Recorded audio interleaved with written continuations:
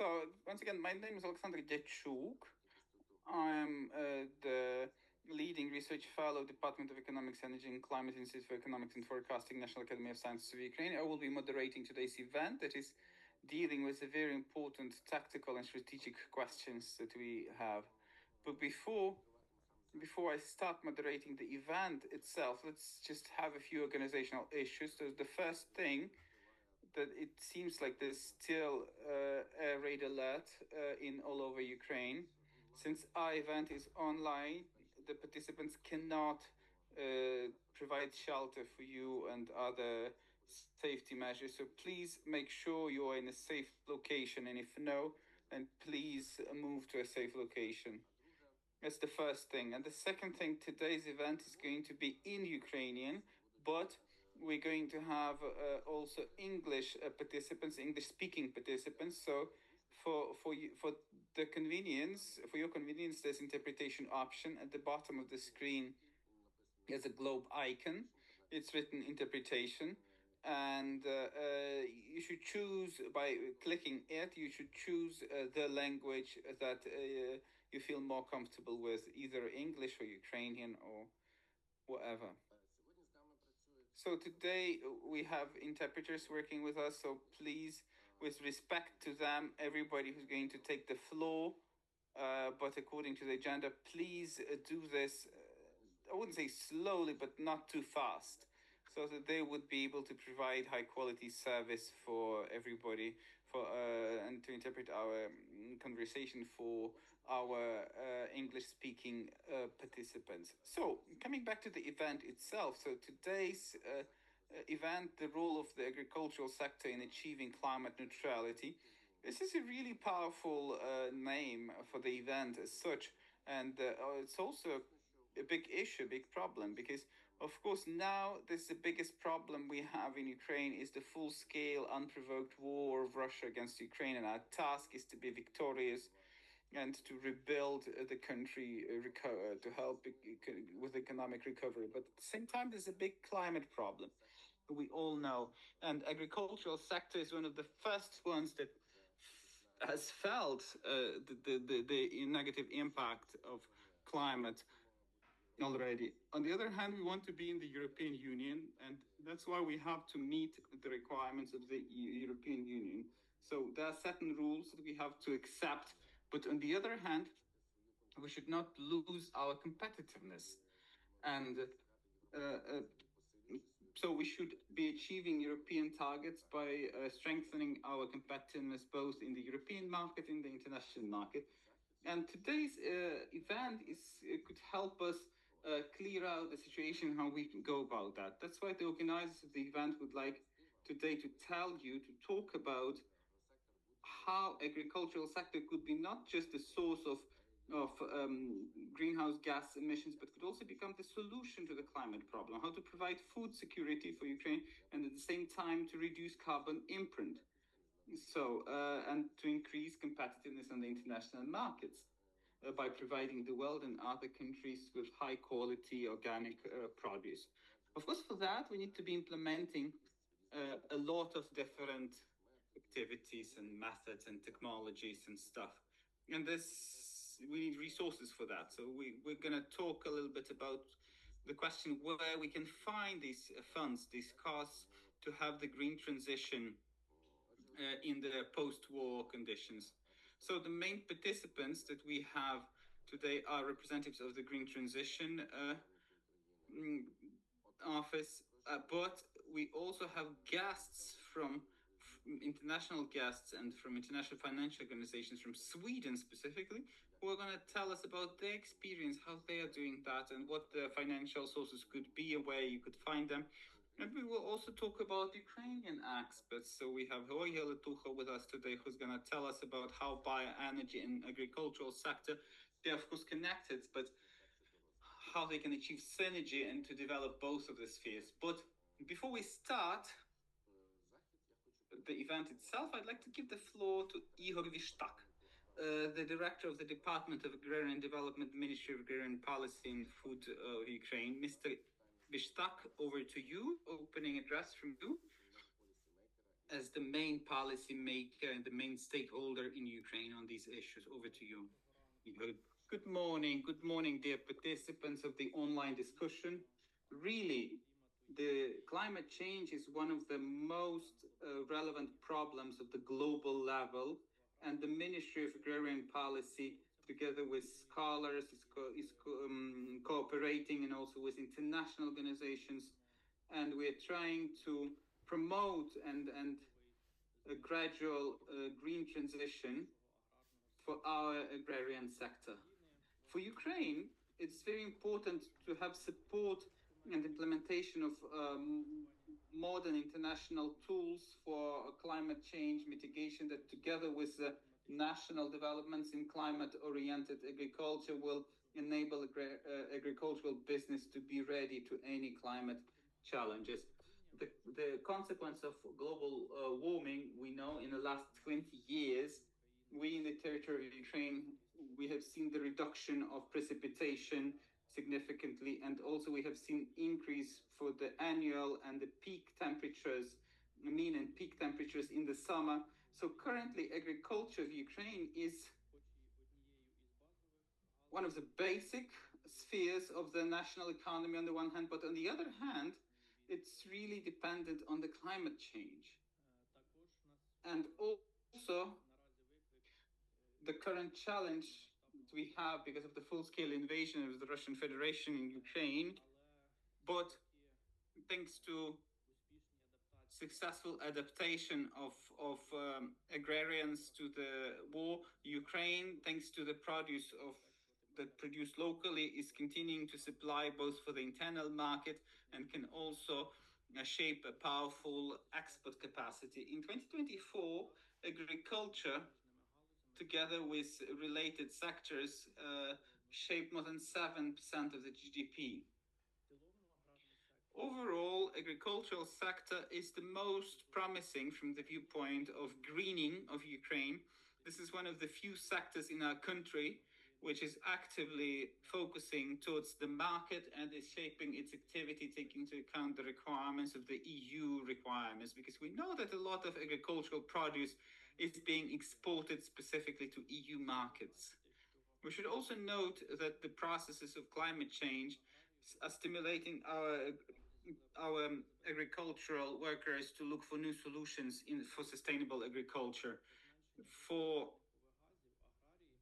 To that end, agrarians are implementing resource-efficient technologies for new types of crops and hybrids of agricultural crops, and they are also developing investment in infrastructural projects to develop new meliorative systems. There's modern technologies of working on the land, there's organic agriculture, other new advanced technologies, no-kill and low-kill and strip-kill.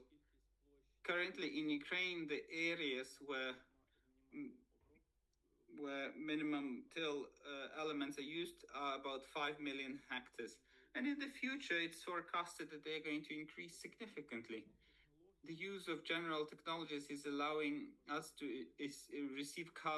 keep carbon in the soil. The research has shown that in the areas where minimum till system is used, the CO2 emissions are 32% lower.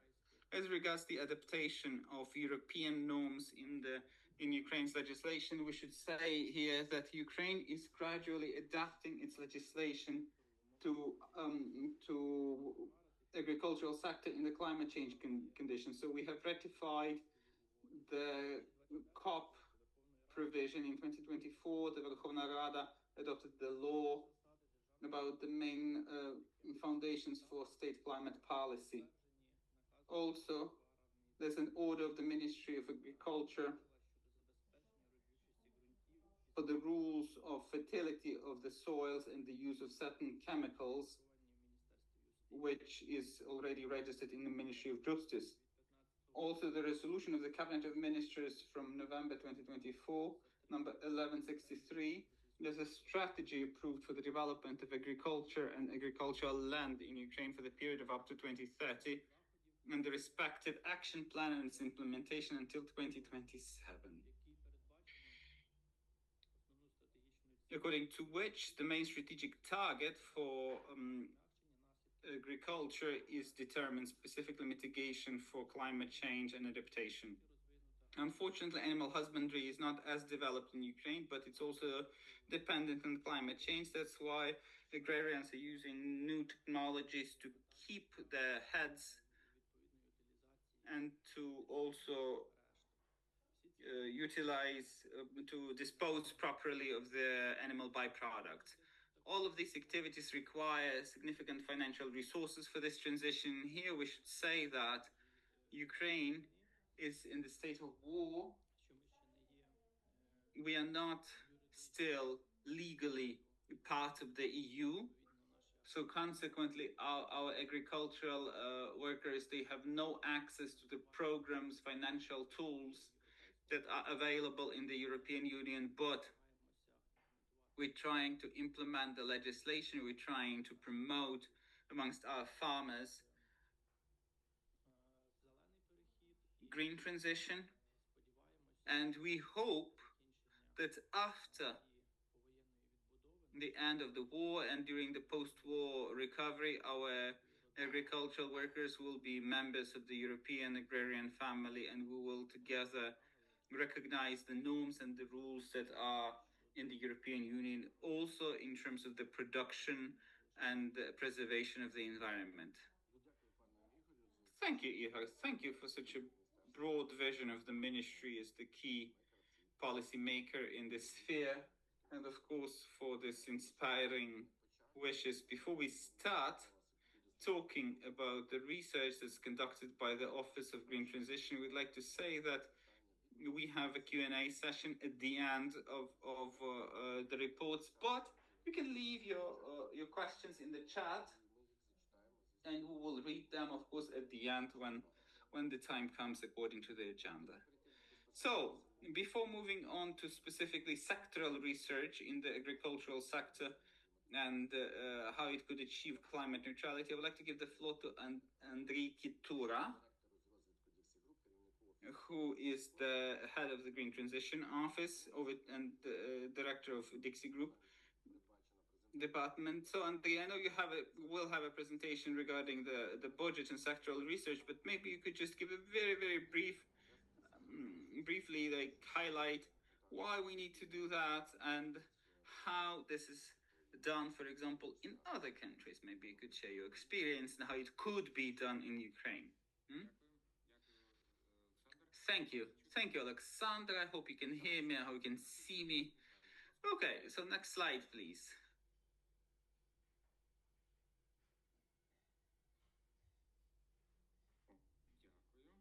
Thank you. So just a few words about the office and our mandate. So the Green Transition Office is an independent consultant for the government of Ukraine. It was created by the order of the first Deputy Minister Sveredenko, and it's helping different ministries and departments develop and implement and monitor policies in the sphere of green transition, climate change, and energy.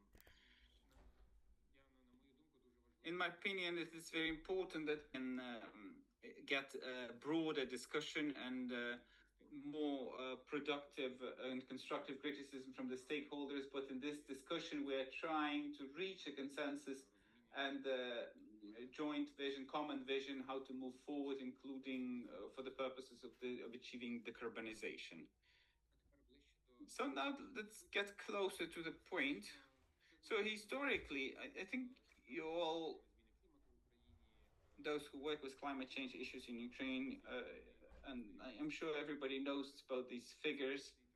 This is an historic trend for emissions of greenhouse gases in the economy of Ukraine. So here I'd like to stress several important things.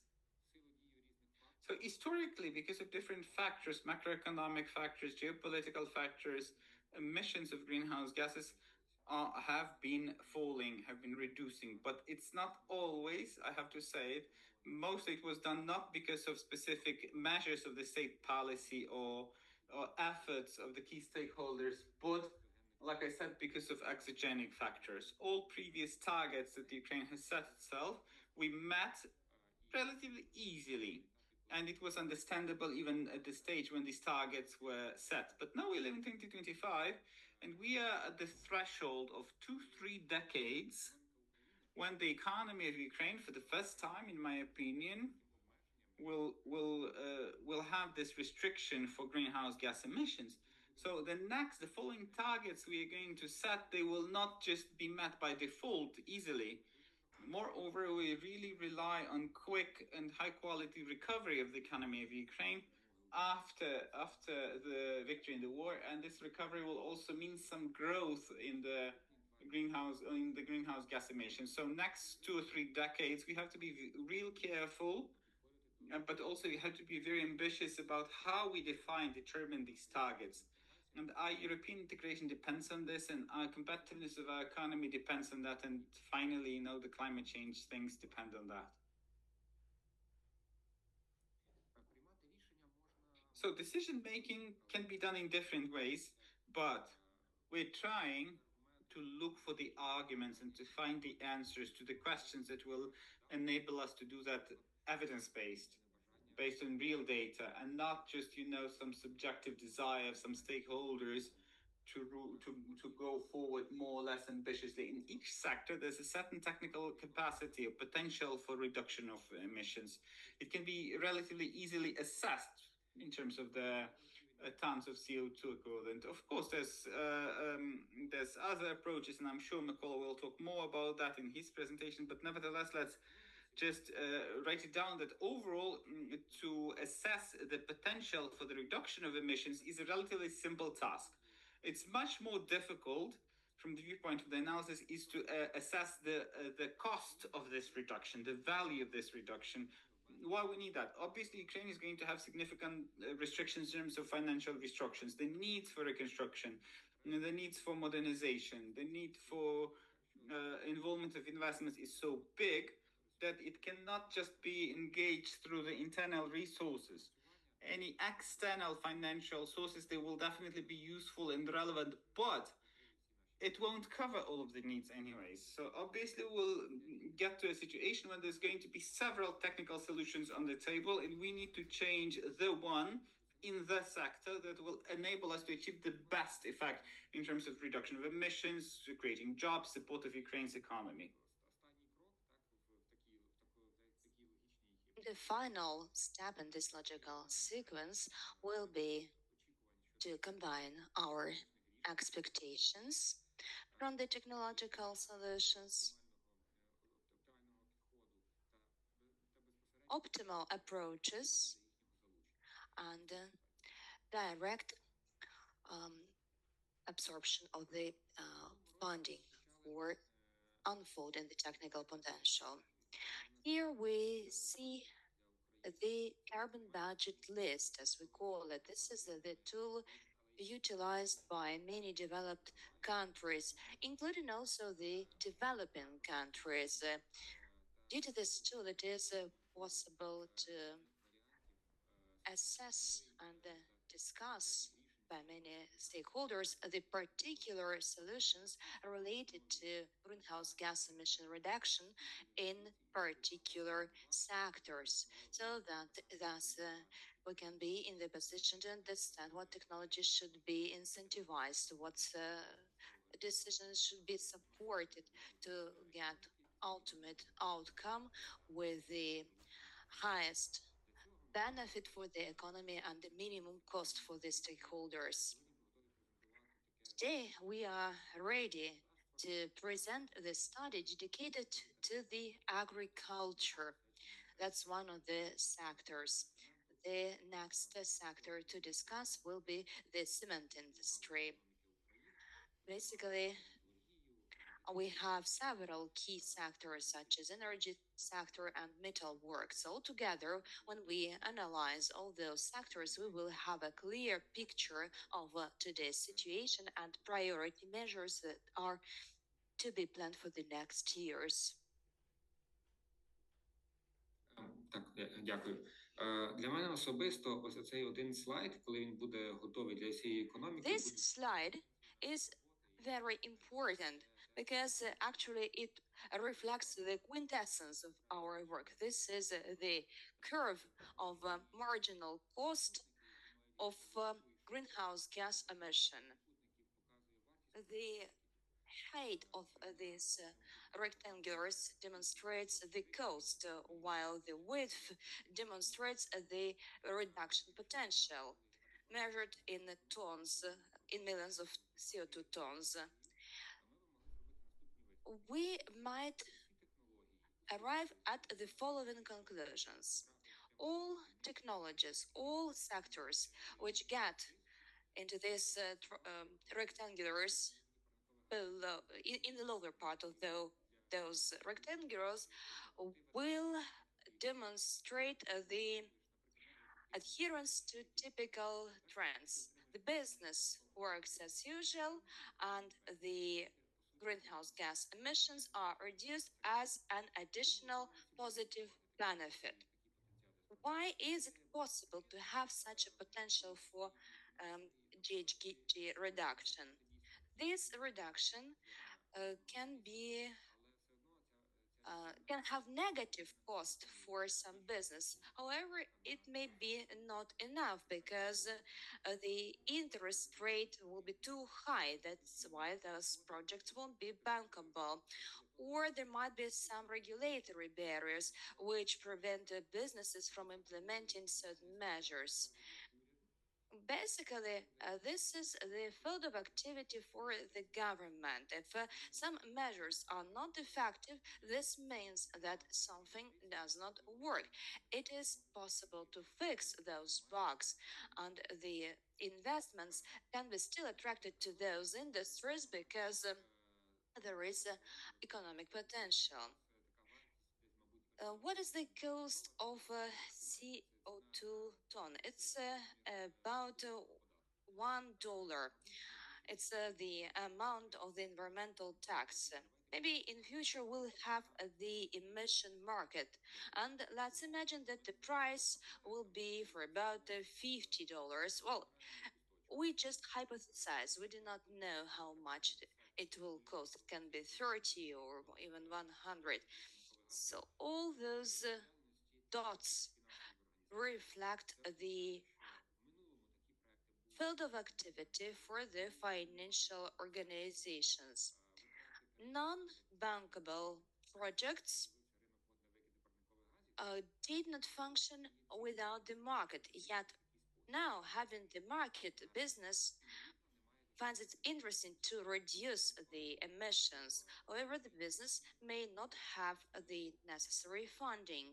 So financial organizations and foreign banks can easily look for such a niche in Ukraine as soon as Ukraine launches its own market or joins the EU market of emissions. And finally, everything which is above uh, demonstrates the technological solutions which uh, may result in a high cost of CO2 emissions. This means that it makes no sense to address to use technological solutions to address the problems. It is possible to address the problems, however, it is not expedient. Maybe the problem can be solved later due to grants, due to international funding or so, but unfortunately, the domestic business won't see any interest in this year. So thus, we have the tool which will be very practical. We cannot guarantee it will be available online only, yet it will be updated on a regular basis. And due to this tool, we'll be talking about configuration, about the strategy, about the industry development in Ukraine. Next slide, please. And let's summarize the plans. In 2025 and maybe 2026, we are going to work on those sectoral studies. We are eager to engage additional partners. We've got sufficient resources to conduct those studies together with you, together with the stakeholders, because thus we will get a more efficient work. After we have analyzed all the sectors, we are going to work on the curve of the emission cost reduction.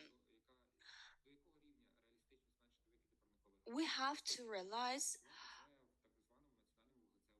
what is the most feasible target value, and this target value should be reflected further on in the national documents.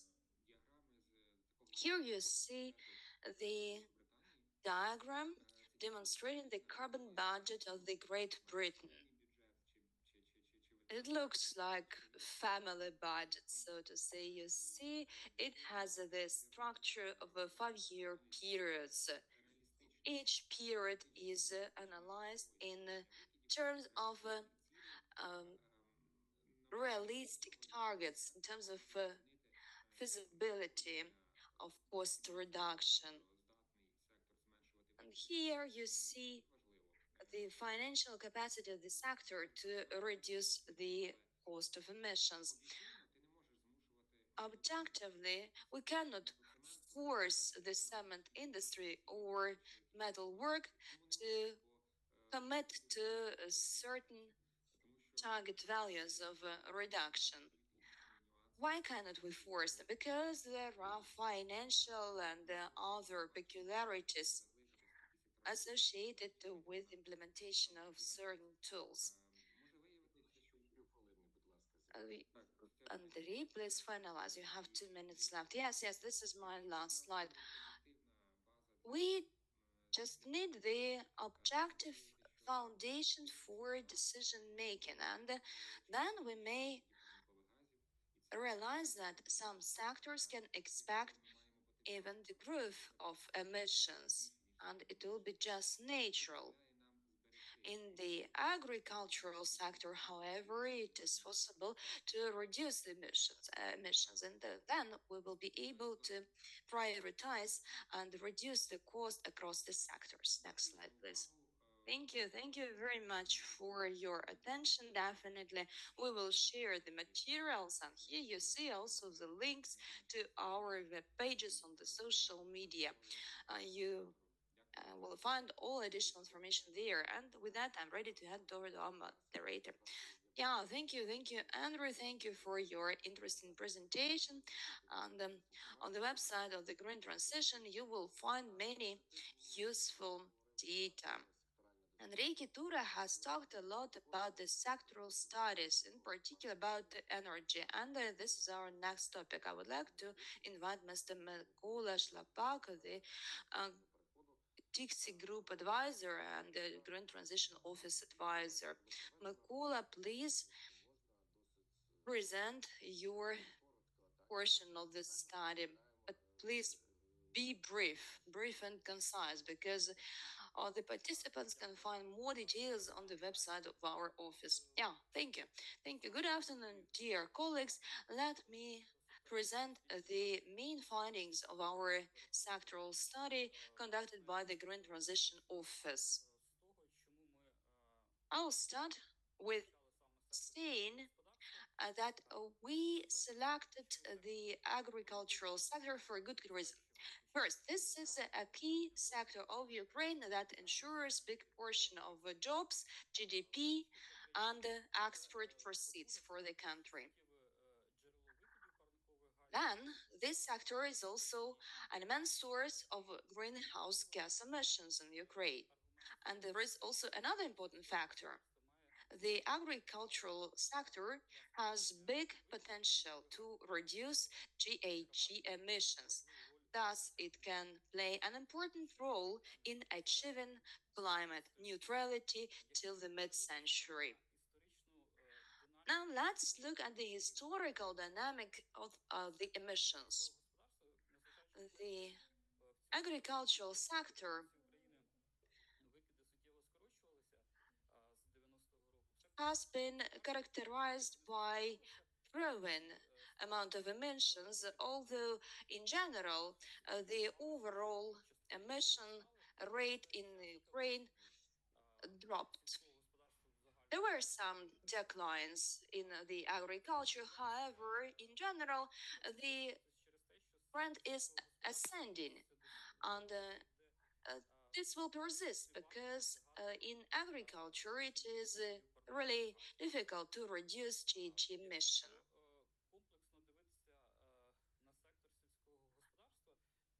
In general, the agricultural sector is characterized by three important factors.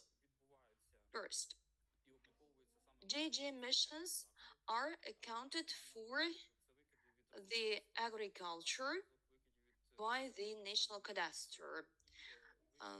Then there are also emissions from crop production and emissions from husbandry.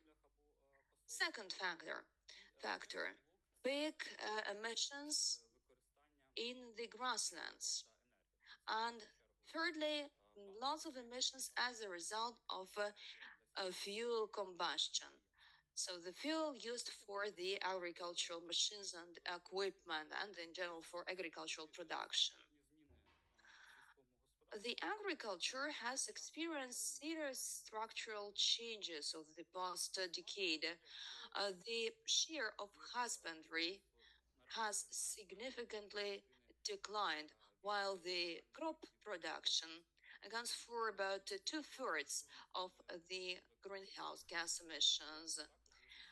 The agricultural structure basically will determine the dynamics of the GHG emissions in the future. This factor should be considered when we analyze the rate of future emissions. Let's look at individual segments. Agriculture accounts for various types of emissions, yet the main share of emissions is due to the so-called agricultural soils. When nitrogen fertilizers are added to the soils, the NO2 is generated. So nitrogen mineral fertilizers result in a serious amount of emissions. However, there are lots of subcategories in this big category of agricultural soils. There are other significant sources such as crop residues. They also result in additional emissions. Then organic nitrogen fertilizers also contribute to the growing emissions. The tillage of the soil also contributes to nitrogen generation. Unfortunately, we hear some colleagues. Please turn off your mics while you are not speaking. Thank you very much.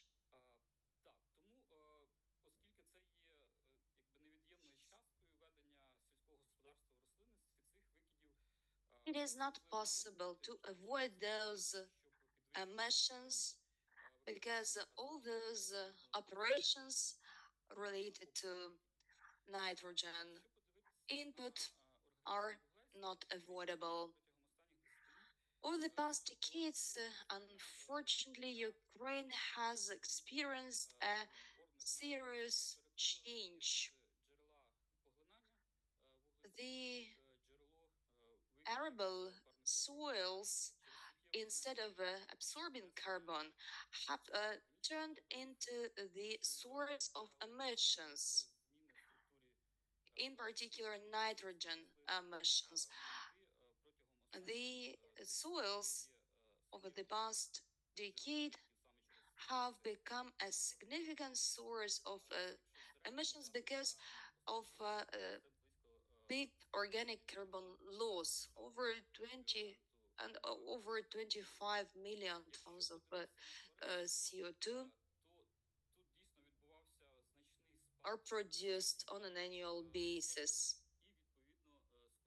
The husbandry segment has been gradually dropping, thus contributing to reduction in emissions. The poultry segment is growing. However, the chicken production, chicken meat production, is not a serious contributing factor. There are some emissions related to the animals' digestion and fermentation. In husbandry, the biggest contributing factor is production of uh, cows. So those enterprises dealing with the cows will be uh, the leading factors in growing emissions rate in husbandry. The pork production is another contributing factor, yet it is not as significant. And finally, fuel and energy consumption. The diesel fuel is actually consumed by the machines, by the equipment, by the tractors, and other types of equipment applied in the agriculture. Lots of energy is also consumed by the agricultural companies, including electricity and heat.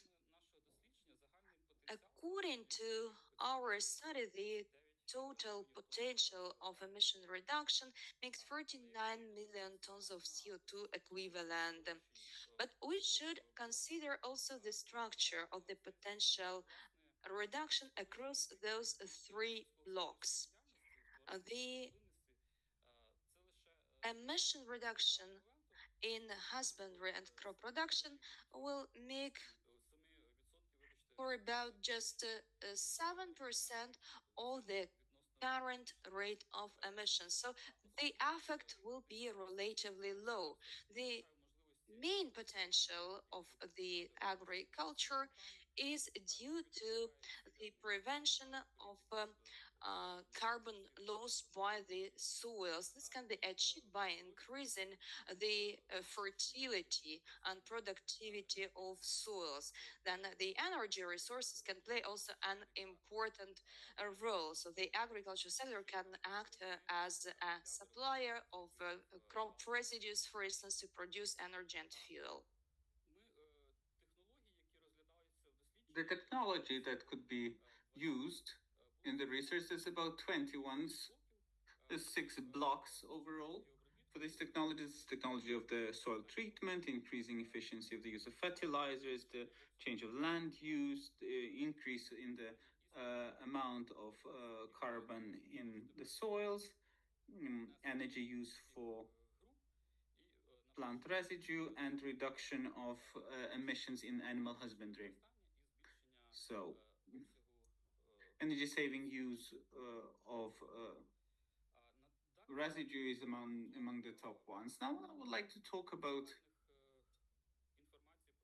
some general information about each group, but before that, I'd like to tell you about several important comments here. In the research, we tried to assess the capacity for emission reduction until 2050. So, to answer the question, how much of the emission is it possible to reduce? But which targets for which years, this was not part of the research because that must be additionally agreed with different stakeholders. Also, it's important to remember that the cost of reduction depends on economic factors that are constantly changing over time. So it's important, what has been mentioned by Andriy already, that we should use tools in the research as a certain living tool that will constantly update. we used the mean assumptions. Usually these are conservative assumptions, but the research also has references to methodologies that could be used for more accurate analysis for the assessment of emissions on the level of projects or programs. So this is specifically the methodology that's used in the markets, in the carbon markets globally. So we understand that the assumptions could have an impact, a significant impact on the results. So that's why we're open to further discussions. And the only thing we would really hope that discussion about climate change and the reduction of emissions in agriculture would move over from like very general discussions about whether or not it's possible, expensive or very expensive, to more to discussions that are more specific. We would hear that, for example, the reduction from this kind of technology is 20% less, and it costs instead of 40 but $60 per ton of CO2. So to make them more professional and more evidence-based. So here in the slide, we can see the first option for the curve for reduction of emissions in agricultural sector. So it's very similar to what Andrei has presented. There's research here, there's technologies here that are below zero level and could be beneficial for the implementation, for example, at biogas production from animal husbandry byproducts. There are technologies that are within 10, 20, $30 per ton of CO2. So they could become the focus of the investment. And there's also some technologies that are currently quite expensive.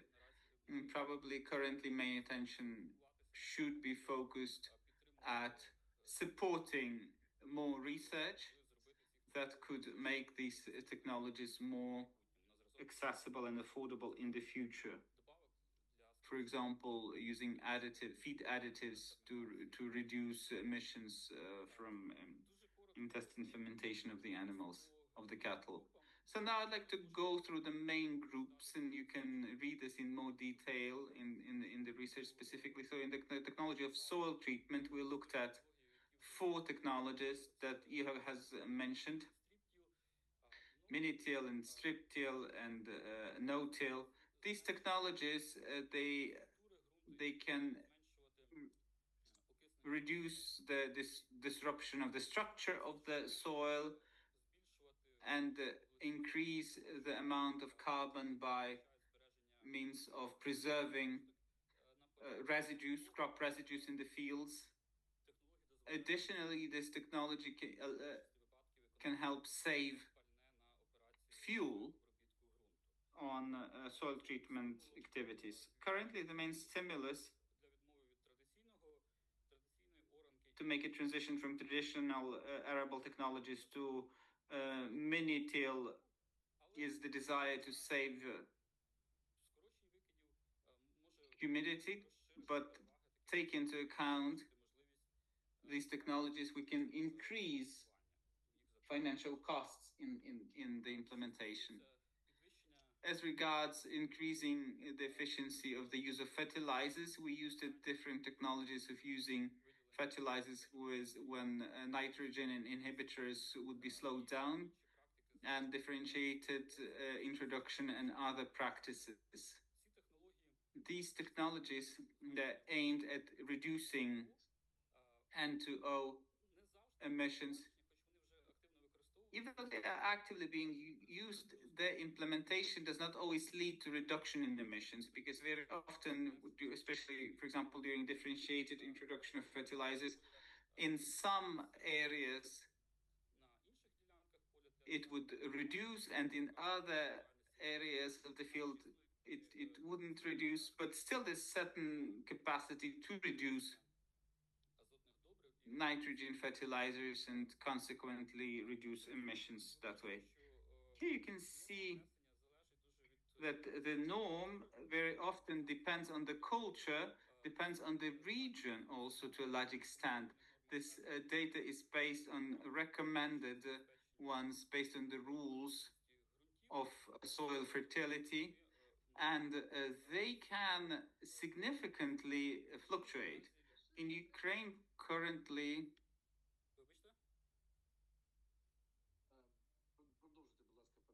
will you continue, Mikola? Yeah, we saw your questions in the chat, so there's no presentation on the screen. No, we see the presentation on the screen. We can see it well. It's all, so please check your settings. Thank you. So, if we look at the mean norm according to the recommendations, taking into account the area of the arable lands, it will be about 100 kilograms of nitrogen per hectare. And this was about the same norm back in 2020-23. So in the EU, for example, it's somewhat smaller, and there is a certain capacity for insignificant reduction when the efficiency of the use is increased for the fertilizers. As regards the change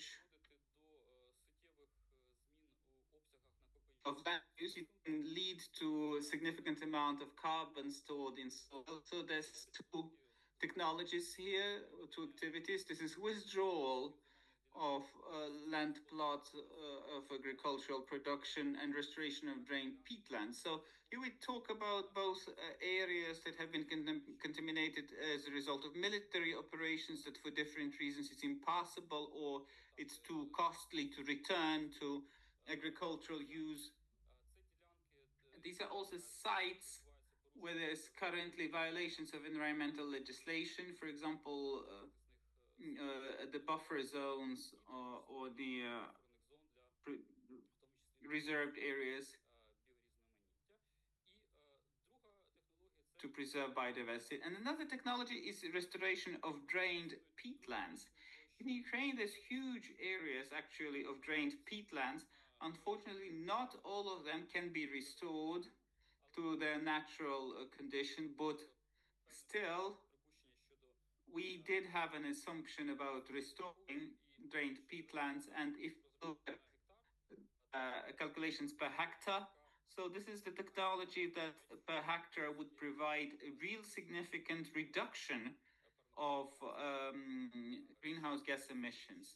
As regards increasing the volume of carbon inputs, so this is first of all the use of cover crops, the use of biochar, and the use of compost and organic farming. We also include a separate activity, though basically it will be a combination of several technologies that we looked at in our research, in compliance, of course, with the standards for organic farming. So this block of technologies, it's aimed at turning restoring the role of the source of accumulation for the soils, accumulation of carbon, and its role in achieving climate neutrality.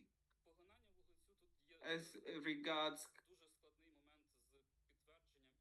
carbon sequestration by soils, it's very difficult to confirm it and to note it down, and because here we talk about really insignificant changes against the background of the total composition of soils per hectare, and also since the methods of assessment and measurement are not so definitive, such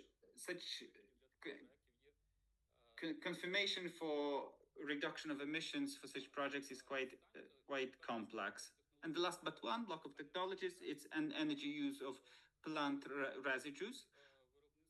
We looked at both heat production and the combined production of heat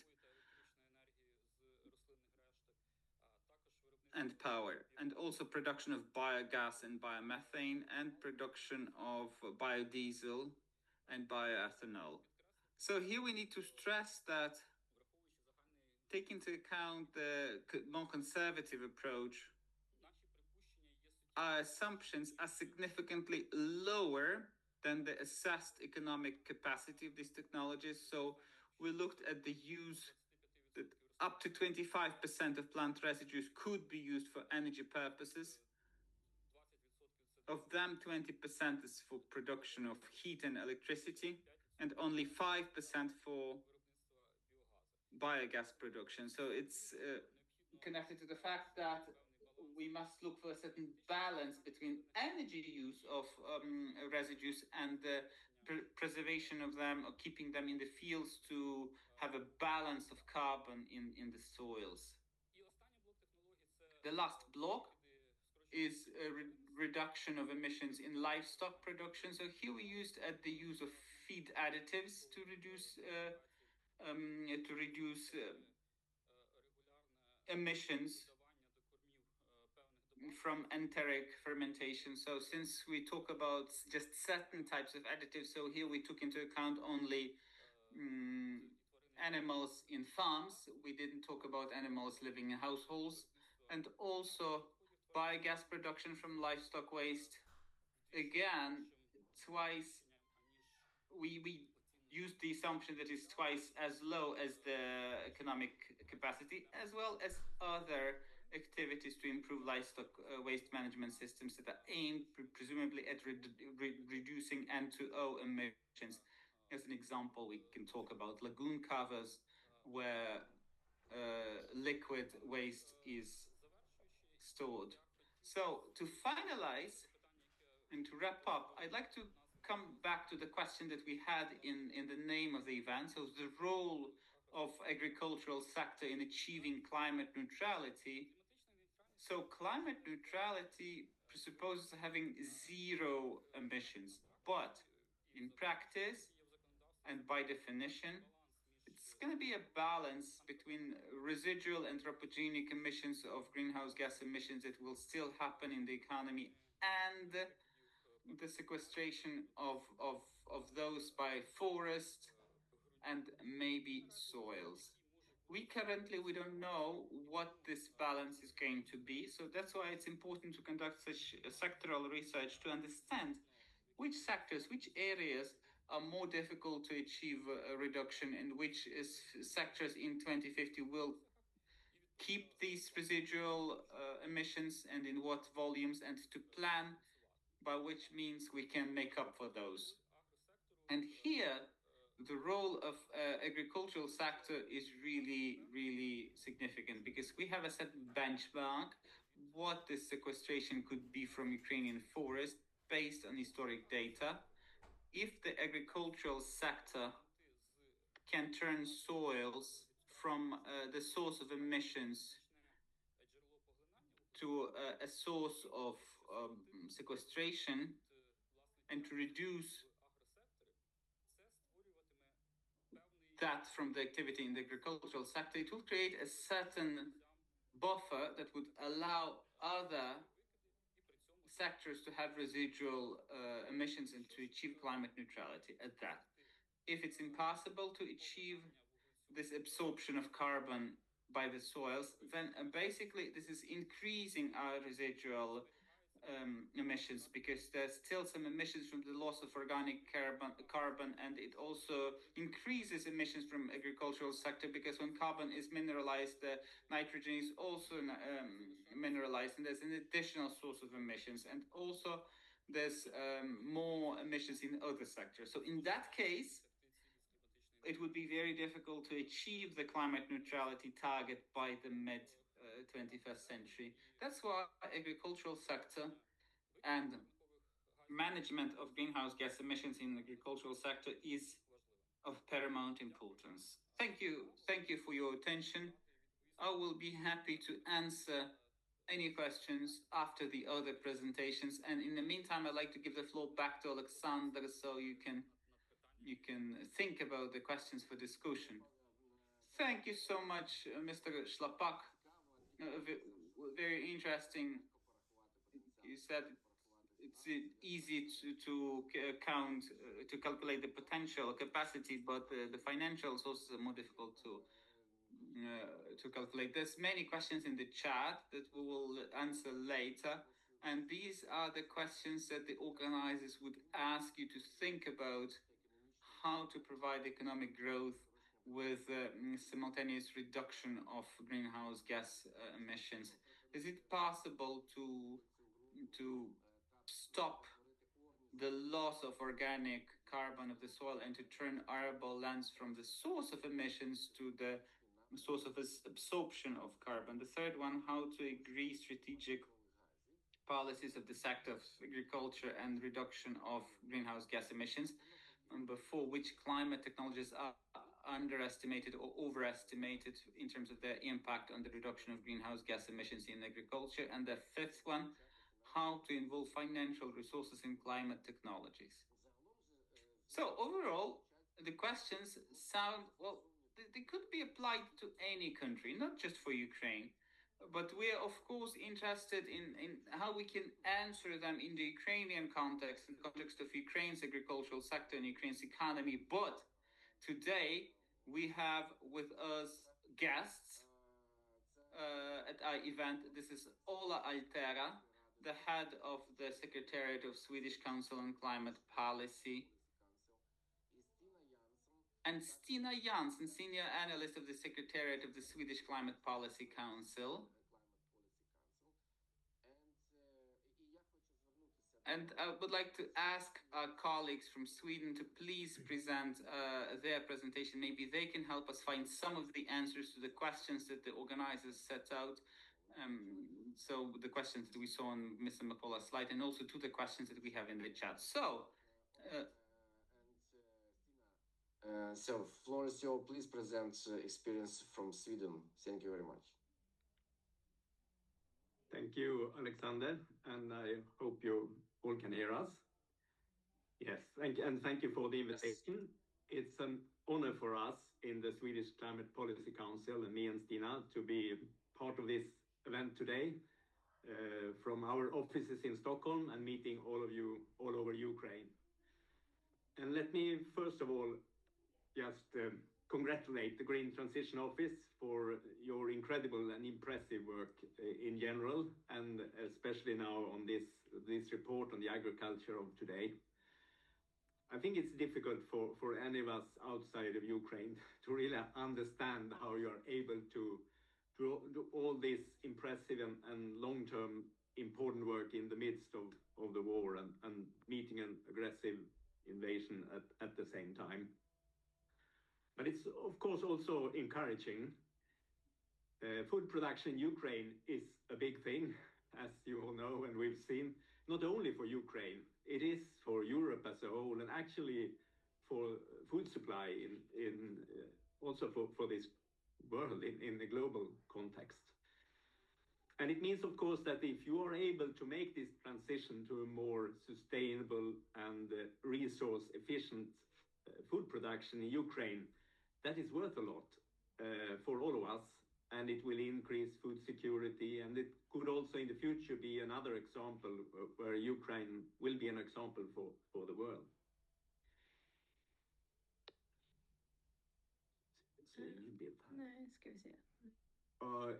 Let me just ask, are you, yes, now I can see our presentation, yes, so ta kartan. Sorry.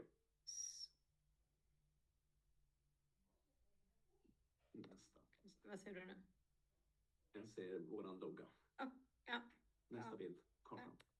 Okay, sorry. Now I think you also can see. This is a map with the climate councils all over the world. We are proud to work together with the Green Transition Office in the network, the International Climate Councils Network. We were together with the Climate Council in UK and in Chile among the founders of this organization. And this is a kind of a new type of institutions in all over the world, mostly in Europe and within the European Union, but also, as you can see, elsewhere. Being independent, but at the same time working closely with governments to help governments to be on track for the climate targets, and ultimately, of course, all together then stop global warming, which will be important, not the least for the conditions for future food production, of course. And these councils work, of course, a little bit differently in different countries, but I think we share the different parts of our work that are in common. In our case, we are our task is to evaluate the policy of the government and see if are they on track on these targets for reducing climate change, but then also advising governments on how to develop and improve policies to get there, or propose maybe new sub-targets or policy measures. And in different ways, we also work with different stakeholders, all those involved that are actually doing this transition in reality and who meets the policy. And in our case, we are also tasked to contribute to a discussion, an increased discussion about the climate policy in society. And here are the councils. That means, Tina, we are heading the secretariat. The council as such are academic professors from on technology, on social science, economy, and also climate science. But it's not so much about climate science. We do have the IPCC and the UN are working on that. This is about how to transition the society on a more sustainable path to net zero emissions. And we are part of then the legal framework in the Swedish case, consisting of the climate targets, the Climate Act, the climate law, and the Climate Policy Council. And this whole framework, I mean, the idea is to give transparency, to contribute to our reports, I think, contributes to a common knowledge base that all actors can discuss realities and have a common base for that, and not meeting all sorts of propaganda, but being, in that sense, bringing transparency, but then also stability for all those who want to invest in the sustainable business of the future, in the climate transition. It's important to see then that there is some stability and transparency. We all know where we are going. And we have been lucky in the Swedish case to have broad support in Parliament on the main goals and the main direction, meaning that whichever change in government, we should be on track on the long-term goals. And in the case of investors, is also meant truly that climate policy nowadays, I would say, in Sweden and in many European and developed economies are, as you know, becoming also part of industrial policy, competitiveness, economic policy. They're very close interlinked.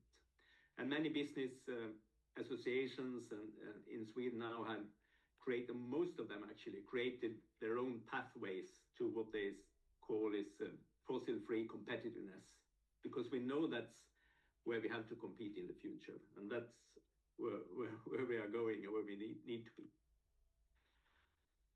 Then evaluating policies, of course, about the hard facts on million tons of emissions, and in the end, that what counts is the concentration of greenhouse gases in the atmosphere. But when we're looking at the policy and make our analysis, we try to do that from many different perspectives. Summarized in this, which we sometimes call the flower, but it illustrates that it's important that climate policy integrated with other policy areas like transport, industry, and so on. It's of course important in a democracy to have public support behind the policies. It's about institutional capacities, which could be government institutions, but also, I mean, like Ukrainian farmers having the possibility to make the investments in a more sustainable or climate efficient policy. That also need to be part of the policy to make it work on the ground and in reality. Our overall target in Sweden to get to net zero emissions 2045, just a few years before Europe as a whole. And here you can see emissions and some interim targets. And the blue parts are those emissions that are covered by the common European trading system.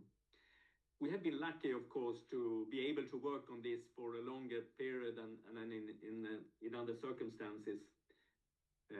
But also meaning that we have actually been able to reach a point today where we already do have fossil-free electricity production in principle. And also what stands out maybe even more, that actually our heating, most of all the heating is in Sweden is also fossil-free. And it has meant that we have decreased emissions, but also increased energy security. It has made us less dependent on imported fossil energy, which is in turn also important for our economy. That means, on the other hand, that other sectors, now transport and agriculture, are coming into focus. And that's why we, in this year's report, decided to look a bit deeper, also trying to do what you have done in a way, even if it is a smaller scale, looking at the agriculture sector and it's part of the climate transition. So I leave the floor to my colleague, Stina Jansson, our agriculture expert, and she has also experience from working with these things actually within the European Commission in Brussels. So Stina has both this European and national perspective. Thank you.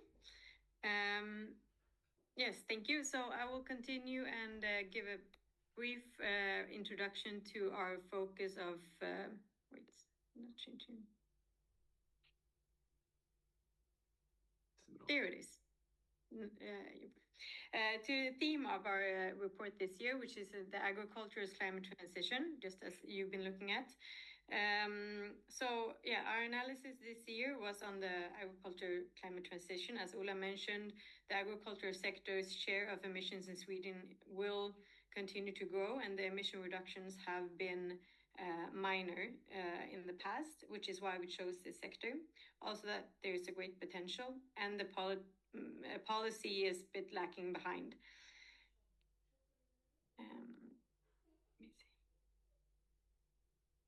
The focus of the report is the, I'm just going to check this. The focus of the report is the climate impact of agriculture, meaning the territorial net emissions of greenhouse gases. This figure that you see here illustrates the emissions throughout the whole chain for food supply, as well as other goals that agriculture needs to relate to, including the contributions from agriculture, such as production of fossil-free fuels. Although in our report, we primarily look at the territorial emissions, it's also essential that the policy does not lead to increased emissions elsewhere through a reallocation of production.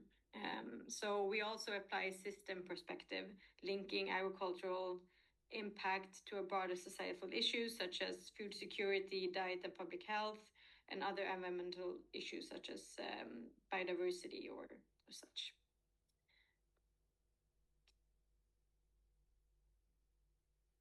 And here you see, just to give an overview of the Swedish emissions in relation, so the agriculture emissions in relation to other sectors, where you can see that agriculture indeed relatively plays quite a large share.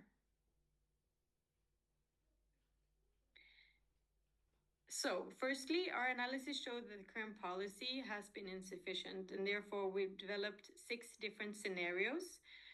The purpose of these scenarios has been to illustrate the different possible development pathways for the Swedish agricultural sector and estimate the impact on the emissions, so the potential.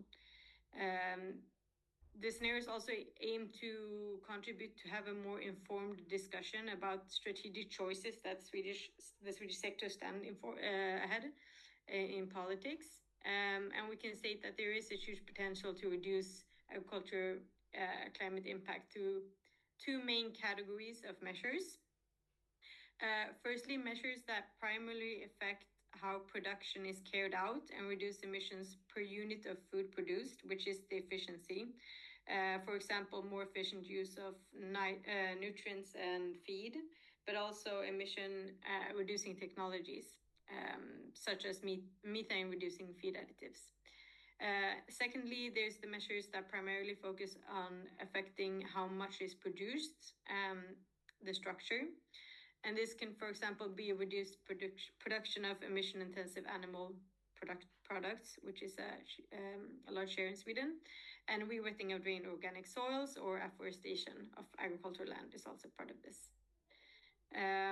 So the structure of agriculture has a significant impact on the climate footprint, and since the emissions from biological processes cannot be entirely eliminated, they will always be affected by the scale of production and the types of food that we choose to produce. So these examples imply a shift into other types of production or reduced production volumes. And such changes can reduce territorial emissions, but if consumption doesn't change, the equivalent production increases will be equivalent elsewhere. And if reduced domestic production is replaced by imports, it does not necessarily result then in a global benefit for climate. Efficiency improvements that lead to increased production may then result in territorial emissions being maintained or even increased. Here in the picture you see, or in the graph, you see the overview of the 6 scenarios, and this is with and without climate technologies, as we call it, and with 3 different degrees of structural change. Some conclusions that we draw from these scenarios, looking ahead to 2045, but they could also be implemented earlier, is that the greatest impact come from a combination of technology and structural change. Several of the measures are cost effective, and multiple scenarios have positive effect on other societal goals. I can also add that in the report we do not choose which pathway is the best. We just put forward different ways for the sector to develop. We also take note that the Swedish level of self-sufficiency of production of food can increase significantly through changes of consumption, which will then lead to less, if you use less climate impacting food, which is often also healthier.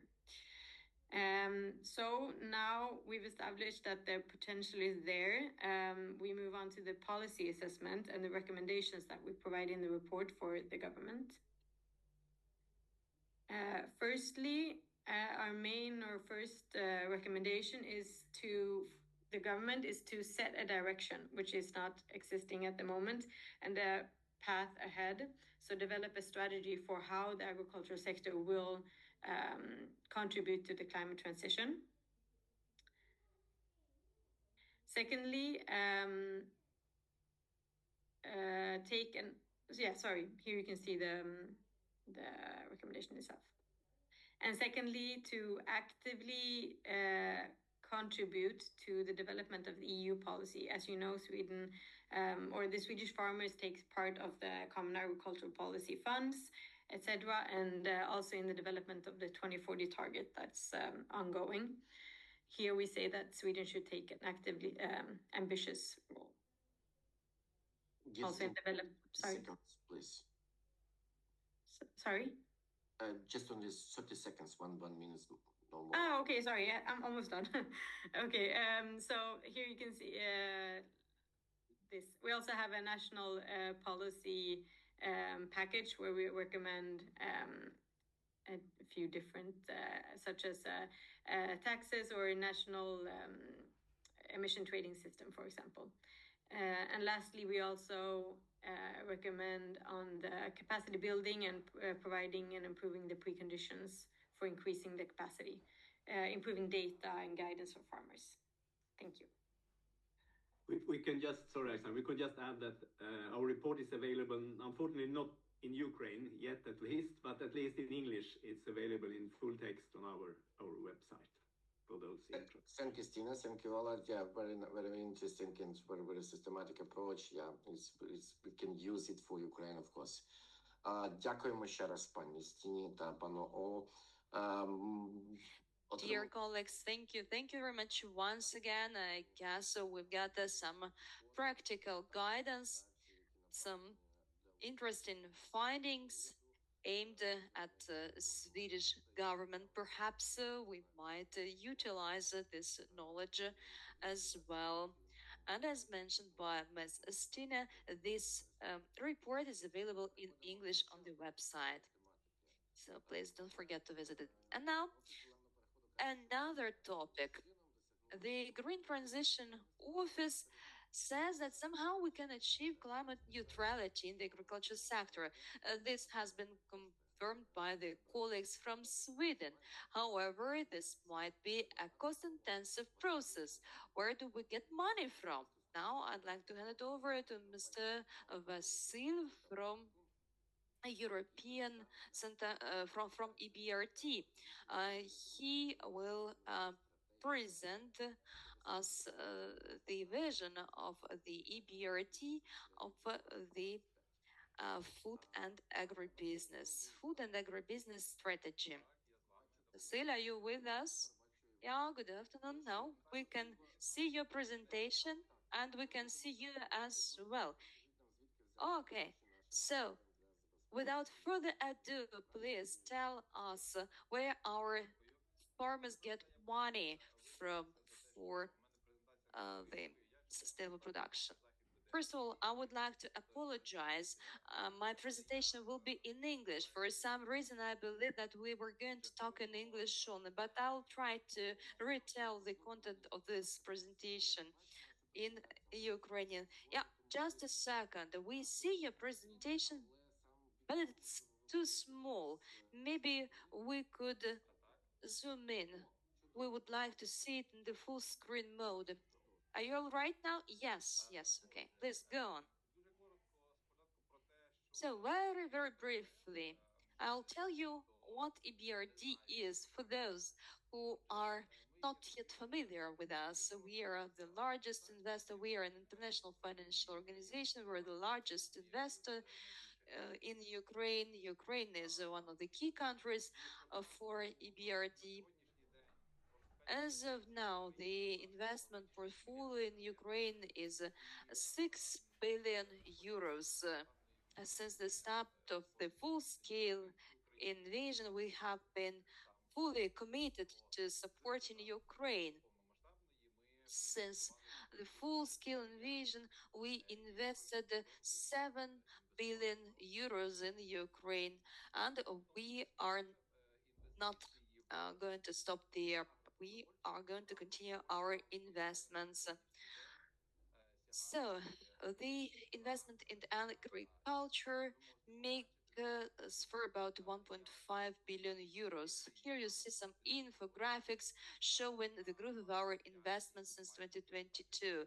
In 2025, we have really high expectations. After 4 months of 2025, it is expected that the amount of investments will grow this year as well.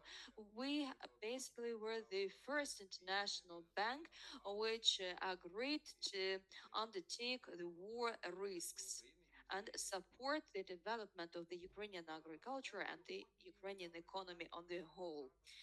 My today's presentation will be about the environmental aspect, especially in the context of the new EBRD of food and agricultural production strategy for 2025. Before talking about the strategy itself, we should say that sustainable development is deeply rooted in our values. It's a fact. So, green transition is one of the 6 qualities of the transformational impact of EBRD, and this is also mentioned in the agreement that's basically foundational agreement to our bank, which says that we contribute to environmentally safe and sustainable development in the full spectrum of our activities, both the investments and the technical cooperation and political dialogue projects. The bank also has a very reliable and inclusive environmental and social policy. This is a very important component because we assess the environmental condition, the social impact of all the projects that we invest in, and we work with our clients to achieve high international standards, specifically in the sphere of environmental resilience. Also, EBRD implements the so-called green economy transition, GET, and this is our operational approach, and this is very systematic to support the transition to resilient and low carbon economies. And according to this, there's going to be alignment of all the operations with the bank with the objectives of the Paris Agreement, also enhancing political dialogue to develop long-term low-carbon strategies, and scaling up of investments in priority spheres of environment and climate change mitigation, as well as resilience of the sectors to such a change. Probably one of the most important aspects, this is also the fact that since January 2023, all EBRD activities have been aligned with the objectives of climate change mitigation and adaptation in the context of the Paris Agreement. This was an unprecedented step that we took 2 years ago, more than 2 years ago, which basically is a commitment for us to coordinate everything that we're doing with the objectives in the Paris Agreement. And it guarantees that our investment contributes to all global efforts to combat climate change.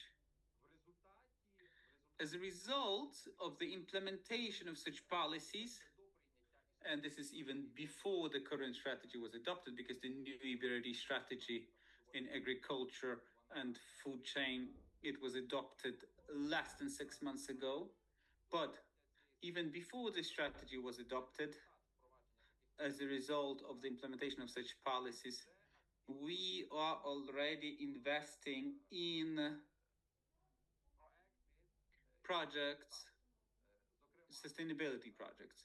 Specifically, one of the biggest spheres in that regard is investment in biogas and the development of biomass chains. Also, we have projects in irrigation that allows us to increase the resilience of agriculture to climate change. We are also working actively with our clients in terms of soil conservation. We are piloting different technologies, specifically no-till and clean-till that we'll mention today. We have loans that are connected with KPIs, so key performance indicators of sustainability, specifically the ones that provide to the customers a certain incentive to implement climate corporate governance and strategy and different ways of their implementation, as well as improvement of waste management and resource efficiency. We're also working across the whole chain on the questions of sustainable packaging, and we are supporting different sectoral initiatives that enable us to improve investment climate in sustainability, specifically supporting sustainable cotton value chains in Turkey, and the implementation, which is implementation of Better Cotton Initiative. This is EBRD Agri-Food Nexus program in Central Asia, which is providing consultative support to companies. And also this is piloting of carbon farming projects in Ukraine. In the chart here, you can see this share of GET, which is investments in the reduction of carbon footprint and increase of sustainability. So the share of our investments that has the component, sustainability component, it has been growing every year. And in 2023, 50% of all of our investments had the component of environmental sustainability. This is the level that we would like to support in the years to come, even though the basic figure for ourselves, it was 30%. So we basically overperformed from the viewpoint of investments in environmental sustainability. If we talk about the strategy itself, the new strategy that we adopted recently, so the EBRD strategy on food and agribusiness strategy, it's evolved in the last years. If back in 2010, our strategy was focused primarily on food security, So in 2019 and 2023, we started more actively looking into the chains of value production and on the need to balance between the needs of the nature of the consumer and the producer. So in 2019, we started integrating this question, this balancing question of balancing needs into our strategic approach. The strategy 2025 itself, it broadens the worldview basically, and it looks at food and agribusiness in a broader context of sustainable food systems. Why it's important? You can't look at agriculture and food industry just from the viewpoint of the producer, from the soil, one climate region, or the consumer. Because food systems have a critical aim, which is to provide food. So we can't separate the duties, our duties as agricultural producers, our duties to consumers to provide food safety, but also our duties to the nature, which will enable us to provide this food security long term. So in our strategy, we tried for the first time to balance these needs, and that's why our strategy it's based on three main dimensions, which is environmental sustainability, economic sustainability, and social sustainability. So these three operational principles are well important for the long-term sustainability of food systems. So briefly about the social sustainability. This is creating of economic capacity that would unite producers of all levels and at the same time reduce inequality in the food supply chain. Economic sustainability, this is about doing business and investment because we understand that long-term sustainability of the systems it requires environmental and social sustainability, but we also understand that if business does not operate for profit, they won't be able to provide long-term operations. So that's why the strategy also takes this into account. And the main aspect, of course, of current for the today's presentation, this is environmental sustainability. So, in the context of food systems, environmental sustainability, it has first of all, it presupposes reduction of CO2 of greenhouse gas emissions. We understand this is top priority, and we look at that in the context of both primary production and treatment and processing and retail. Environmental sustainability also should include the questions of conservation of nature and biodiversity and natural resources, which is a broader notion than just greenhouse gas emissions, but much more complex.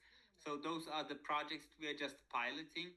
We're working at definition of these things and also at the tools that would enable us to help companies work in that regard. And also critically important is the question of climate change adaptation, because providing food security without investment into sustainable agricultural technologies that minimize and mitigate both byproducts and waste products and minimize the impact of climate change on agriculture, not only the impact of agriculture on climate change, but also the other way around. This is also well important, and we're trying to have it all in our strategy. So just 1 minute to finalize. Yeah, very briefly, the most interesting part, because you were talking about the tools that could be used. So our strategy, it broadens the horizons. It looks at new opportunities, but we're looking at new opportunities not just from the viewpoint of the concept. Yeah, we're trying to take some existing tools that we have, financial tools, and to look at how these new opportunities could be supported or facilitated. So in this table, you can see 4 main operational tools that we're using. This is investment. This is blended finance, which is the use of grant programs and investment grants for to reduce to to to to reduce the cost of investment. This is also very important here is advisory function and the policy dialogue or central development projects. And we reviewed different priorities, different opportunities that we have out there, specifically in terms of sustainable development. And we defined the tools that are most useful for the respective sectors. Just a very small example. Let's take decarbonization. So decarbonization currently looks mainstream already, and all the tools are out there working in that regard. But let's come back to the question of decarbonization 10 years ago. 10 years ago, there were no tools, either direct financing, nor grant support, nor technical support. And working on creating opportunities for investment in decarbonization, it basically made it mainstream today. So our main message in our strategy is that we need to take these areas of opportunities and work with each one separately to make sure that there would be tools that would enable us to implement these opportunities. So that's all on my side. If you have any questions, please let me know. We will, of course, send the presentation. You could share it with the participants. Thank you so much, Vasil. So we heard that there is financial resource, but certain priorities, how it can be provided, which meet the sustainable development goals. So, and in this triage of economic, environmental, and social opportunities. So we heard the opinion basically of the consultants or advisory offices regarding how the government could implement this, where to find financial sources, how it could be financed. Now, we would like to hear the opinion of businesses, because they are the ones who will ultimately be implementing these activities in their business activities. So Maxim Hutko, analytical of Agrarian Business Club, to tell us about the priorities of business in implementing climate technologies in the agricultural sector. So 10 minutes, we are a little bit behind the schedule, but the presentations are so interesting and so useful that that is fine. So 10 minutes, not more. Okay. Thank you for the invitation to this event. I think it's very important from the viewpoint of consumers, as has been just mentioned, and the producers, because the chain, everybody participates in this chain, and everybody's role is important. So we're living in the period of climate change, which has a direct impact on agriculture and all these droughts and excessive precipitation and destruction of agricultural zones. It has an impact on the future of the existence of the country, its economic capacity and food security overall. If we talk about the role of agricultural sector of Ukraine in the context of European integration, its significance is increasing more and more because all these policies being implemented now, all these regulations and laws, this ultimately relates to decarbonization and to climate. But take into account the figures from 2024 in agriculture, it's 17.6% of GDP. So this is just briefly, I would like to go through the figures, which in my opinion are well important, and they show the full picture of agricultural sector and its role in the economy of Ukraine, because 24.5 billion US dollars, so this is almost 60% from the total export, it is agricultural products. And all the climate change, all the policies that are out there, they are very important, and it's also seen, and it also has impact on the production in the production sphere. So 77.5 million tons of grains were collected last year, and even though there was a war, this is significant numbers that give opportunities and enhance the role of the agricultural sector, both in the economy and in the broader sphere of agricultural activity. So, but we also have some things that need more time, such as demining of the lands. According to the Ministry of Agricultural Policy, more than 500,000 hectares still need to be controlled and supervised and demined. So all of this can also have an impact on the future spheres, which will be aimed at decarbonization and at the reduction of carbon emissions overall. But what are the priorities? Could you please have it full screen mode so that we could see better? Is it better? Oh yeah, much better. Thank you so much. Yeah, sorry, I apologize for that. The climate technology in agricultural sector, this is a big cumulative toolkit of methods and solutions that we have out there. Because I think in the sphere of agriculture, for example, there's different tools that are used in different spheres, but at the same time, we have some, for example, digital methods that could simplify things. Also, measurement of carbon, and it would have an impact on the reduction of emissions and to do all possible forms of adaptation. So we have a huge spectrum of risks and opportunities to satisfy it all, and it was mentioned in the presentation and in the research that was presented by the Green Office today. So currently, from our last observations that we have seen, if we answer the questions about which business processes are top priority for automatization in the next 3 years, the association members, as a result of a short survey, they made this kind of arrangement. So the first thing is management of the land bank. The second is management of vehicles and fuel, and the third is optimization of expenses on fertilizers. So these are the three main blocks that will relate to both future European integration and also saving resources for the future development of biodiversity. So the priority is for the business are such things as optimization of the use of natural resources. In 2022-2023, it was one of the main periods when we understood that the resources are really important, and land resources, they are important, especially when we see that there's a lack of fertilizers, or fertilizers are very expensive. And if we look at the long-term perspective, if we invest in our own land, we can have a very positive effect to reduce the cost of production. This is also digitalization and precise technologies. In that regard, Ukraine is developing, if not every month, then every week, if something new is out there, new digital products that simplify management and develop new technologies in that regard,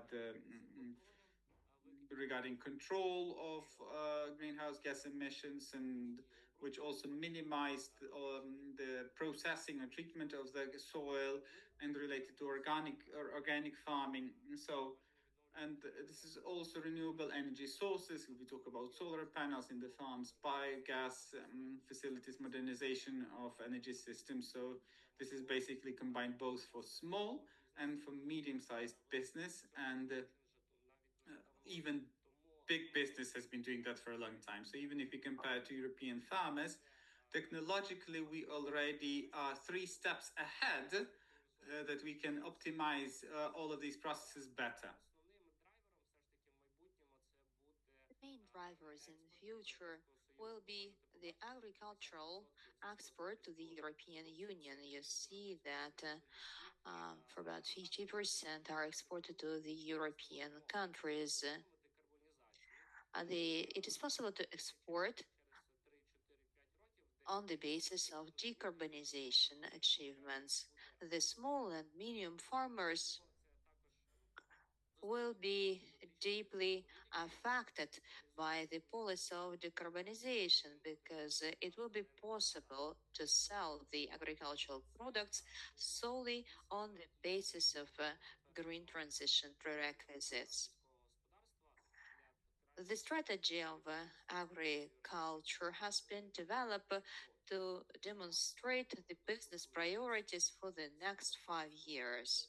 So the ultimate goal is a sustainable development of the agricultural lands, the sustainable food sector.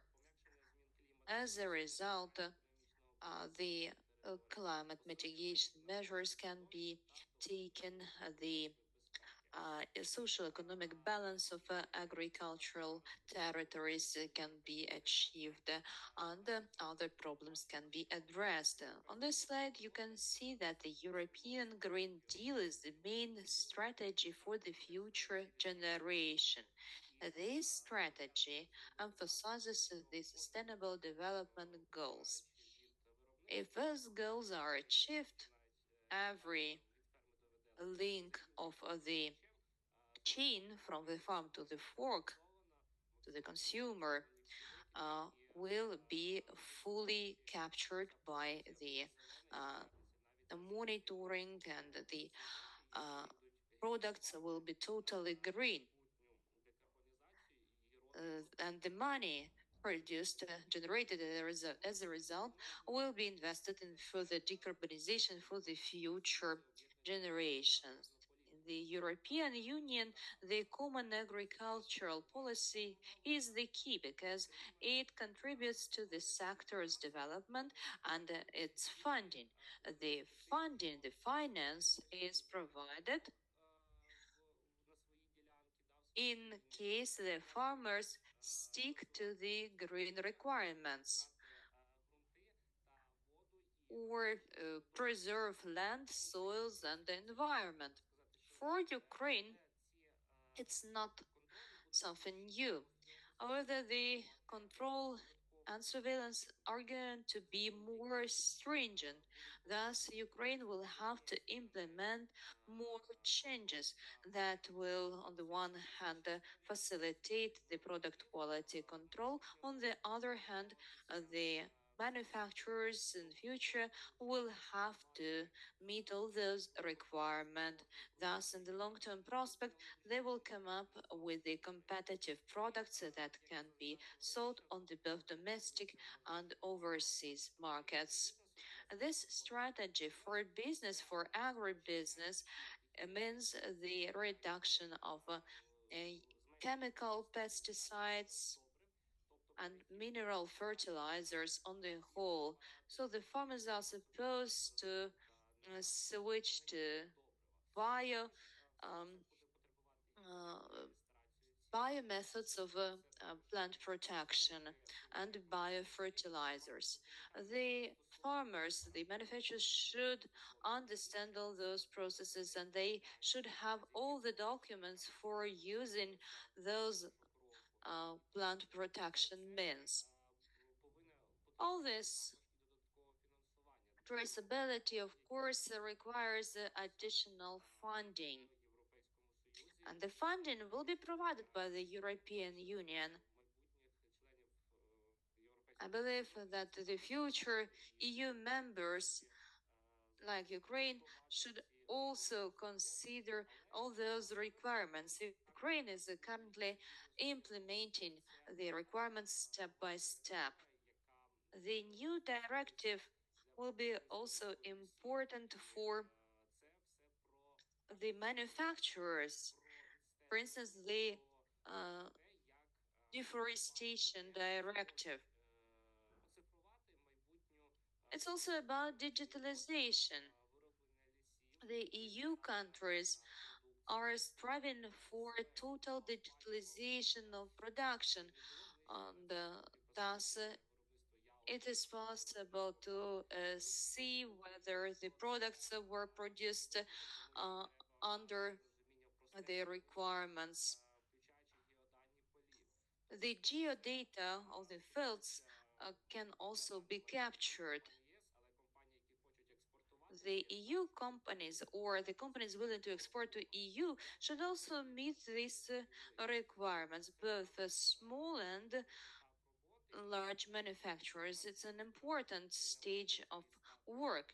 As of now, Ukraine has the low risk status, and thus Ukraine can um, um, start exporting the agricultural products, in particular soya. Yeah, I need just 90 seconds more. And what else is important for for the agriculture? This is basically the topic of our today's meeting. Namely, this is uh, cross-border control of emissions. The Even if the products are exported to the third countries, it is still important to understand how much emissions were generated upon the production of the product. If this rate is above the certain threshold, the CBAM tax should be paid, and this money will be invested in future decarbonization of this sector. The CBAM will be launched in Europe in 2026. Hopefully, Ukraine will be granted the transition period given the difficult situation. And as soon as we get adapted to those approaches, maybe with the help of the financial institutions, we will be more confident than in developing a sustainable economy of Ukraine as the EU member. Thank you very much for your attention. Thank you, dear Maxim. Yes, we see that the prices are for about 70 to 100 euros per ton, and all the measures should be reconsidered if the situation is like this. In fact, we have mentioned the energy sector, saying that the agricultural business can generate the feedstock. And now I would like to hand it over to Mr. Keletucha, the board chair of the um, association. Чи тваринництвом, але ж також використовувати інші можливості. Пане Георгію, будь ласка, ваших 10 Mr. секунд. Georgi, you have your 15 minutes. Thank you, Alexander. Thank you, Green Transition Office, for the invitation. I represent the Bioenergy Association of Ukraine. It has been active for over 12 years. We have big agriculture companies as our members, and all of them are associated somehow with the bioenergy. Two-thirds of the companies deal with the biomethane, while one-third will produce the heat and energy using the solid biomass.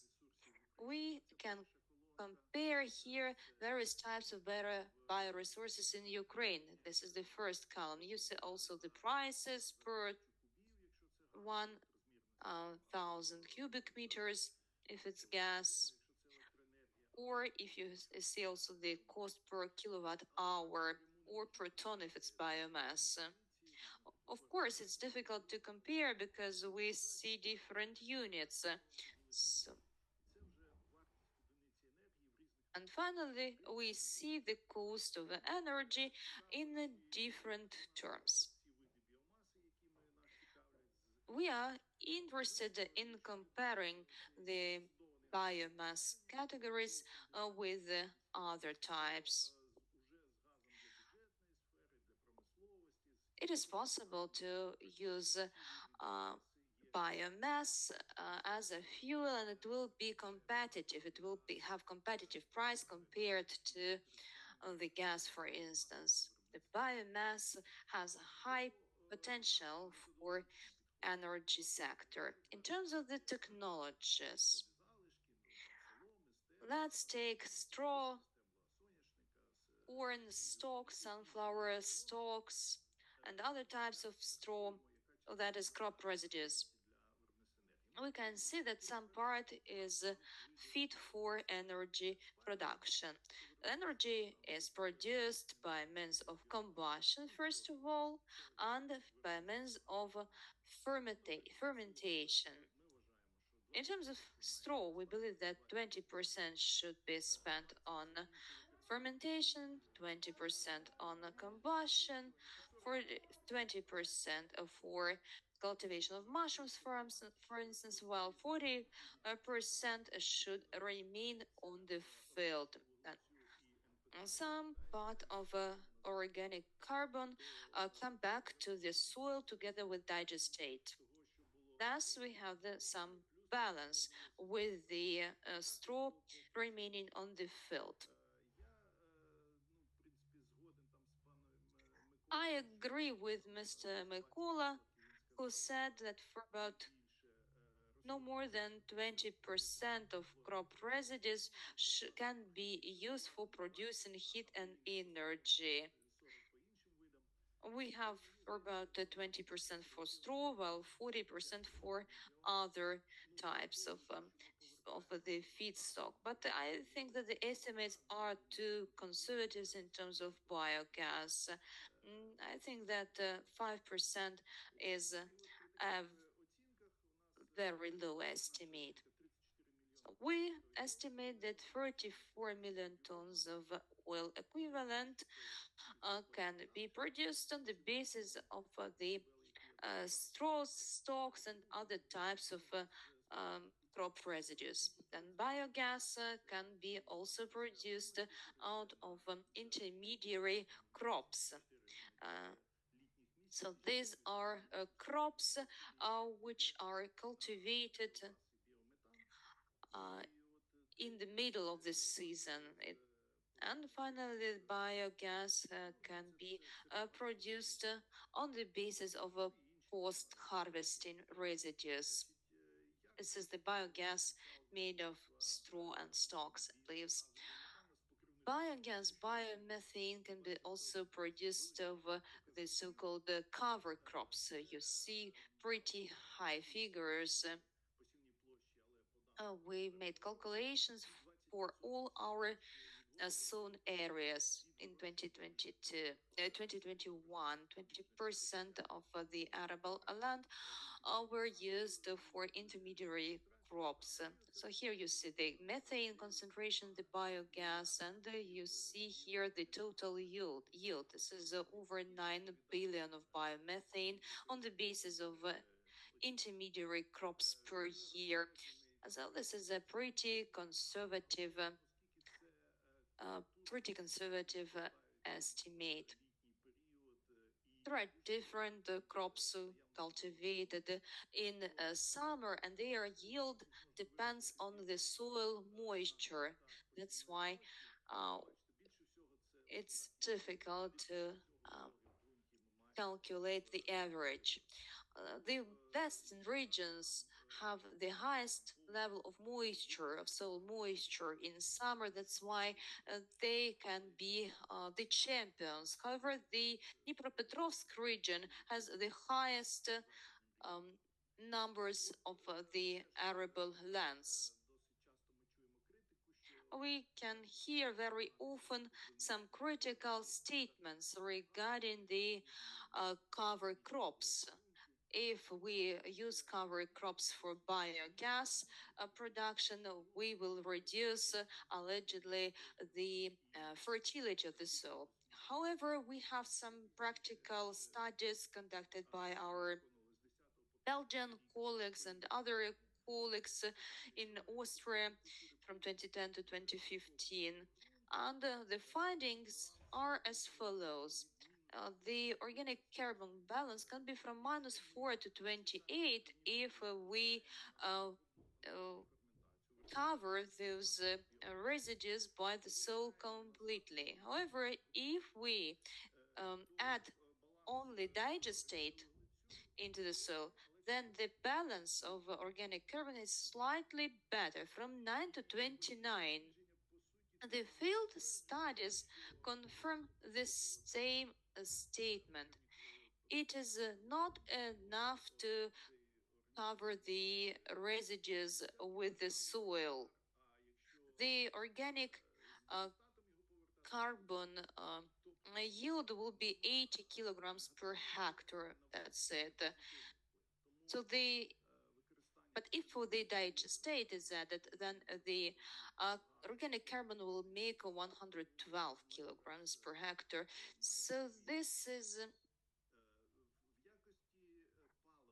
a pretty positive effect. And in terms of the fuel, you see here all types of biomass, including timber. Timber is the lightest type of fuel. It has low concentration of sulfur and a low concentration of chlorine. So this is ideal biomass. The straw is the heaviest type because the melting temperature is very high. If the straw is used mainly, then the equipment will be blocked by the residues. However, the corn stalks, these post-harvesting residues of corn, are very good. They have a very good ash concentration value and a pretty low concentration of sulfur and chlorine. So I think that the potential of the corn stalks is under evaluated. In Ukraine, the corn stover is harvested by the specialized machine. Then the mulcher machine is applied.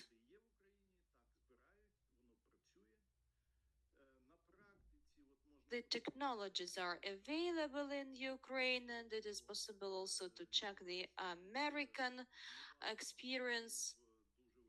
For instance, in Nevada, there was a very big bioethanol plant, DuPont plant. They used the cellulose feedstock, and they used 375,000 tons of corn stover per year, and this biomass was converted to bioethanol.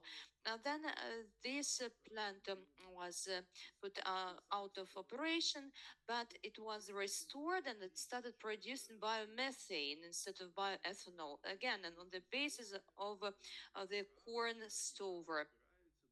Now this corn stover is delivered to the plant and the biomethane can be produced. So the practice shows that everything is feasible. The sunflower stalks is a more difficult feedstocks. Here you see what's left after harvesting the sunflower. It is possible to collect the stalks, the stover. However, the yield won't be as high as in case of the corn or the wheat. It's this technology of collection of harvesting should be optimized. So as conclusions, we would suggest looking at intermediary crops as the raw material for biomethane. We think that there should be increase in the raw material through corn, and also we need to learn to work with sunflower stalks because the technology is not there yet how to do that correctly. Thank you for your attention, and I hope I fit into the time frame. Thank you so much. Thank you, colleagues. So we can see there's opportunities and practical cases that are out there in Ukraine regarding the development of bioenergy together with the agricultural sector. So now we move over to the Q&A session. So I think that we'll start with the chat. We have chat. We are a little bit late, but we still have some time for that. So it was a very comprehensive event today, a lot of interesting presentations, but the key presentation, of course, was the presentation from Mykola Shlapak regarding research, how to achieve climate neutrality in the agricultural sector. So here, you as developers of that, there's a number of questions that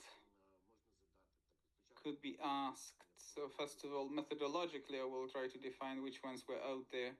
And then at the end, we would also like to hear for about 10 minutes answers to the questions that Mr. McCullough presented from the participants of our session. So Oksana Botarin is asking, will the experience in Ukraine to be taken into account on the absorption efficiency to increase the sequestration of carbon in the reservoirs of mineral soils? And are you looking at the question of involvement of the system of green economic tools through the regulation of agro-environmental condition of the soil cover in the sphere of industrial plant agriculture, crop agriculture? And also, and Nadia Andrusevich asked how the assessment of the use of energy resources in the sector was conducted. So it's all about the questions of your, and another one from Mykola Bekov, what is the financial support from the state budget that's going to be provided to agricultural producers to climate change adaptation? So these three questions. So Mr. Mykola, maybe you can start from methodological approaches, but let's make it brief. On energy resources, the calculation, the assessment of the carbon reserves and financial aspects. Thank you so much for your questions. So as regards Oksana's question, yes, this is also considered in the research, and if briefly I can tell you that this experience should not only be used, but there's big tasks for the improvement and for the development of the system of accounting, measuring emissions from the loss of carbon or absorption of carbon, also in terms of agreeing on methodological approaches as used on the national level for the cadastre, and methodological approaches that are used on the international level for the projects of carbon markets, either voluntary standards or other future mechanisms within the Paris Agreement. Otherwise, we can have a situation when companies would be implementing projects on reduction of carbon emissions and would report on some reductions, while in fact on the national level the country will be reporting about emissions from this source of carbon. So these methodologies, they should be approximated somehow and agreed with each other. So this is an important question that a lot of attention is paid to in the research.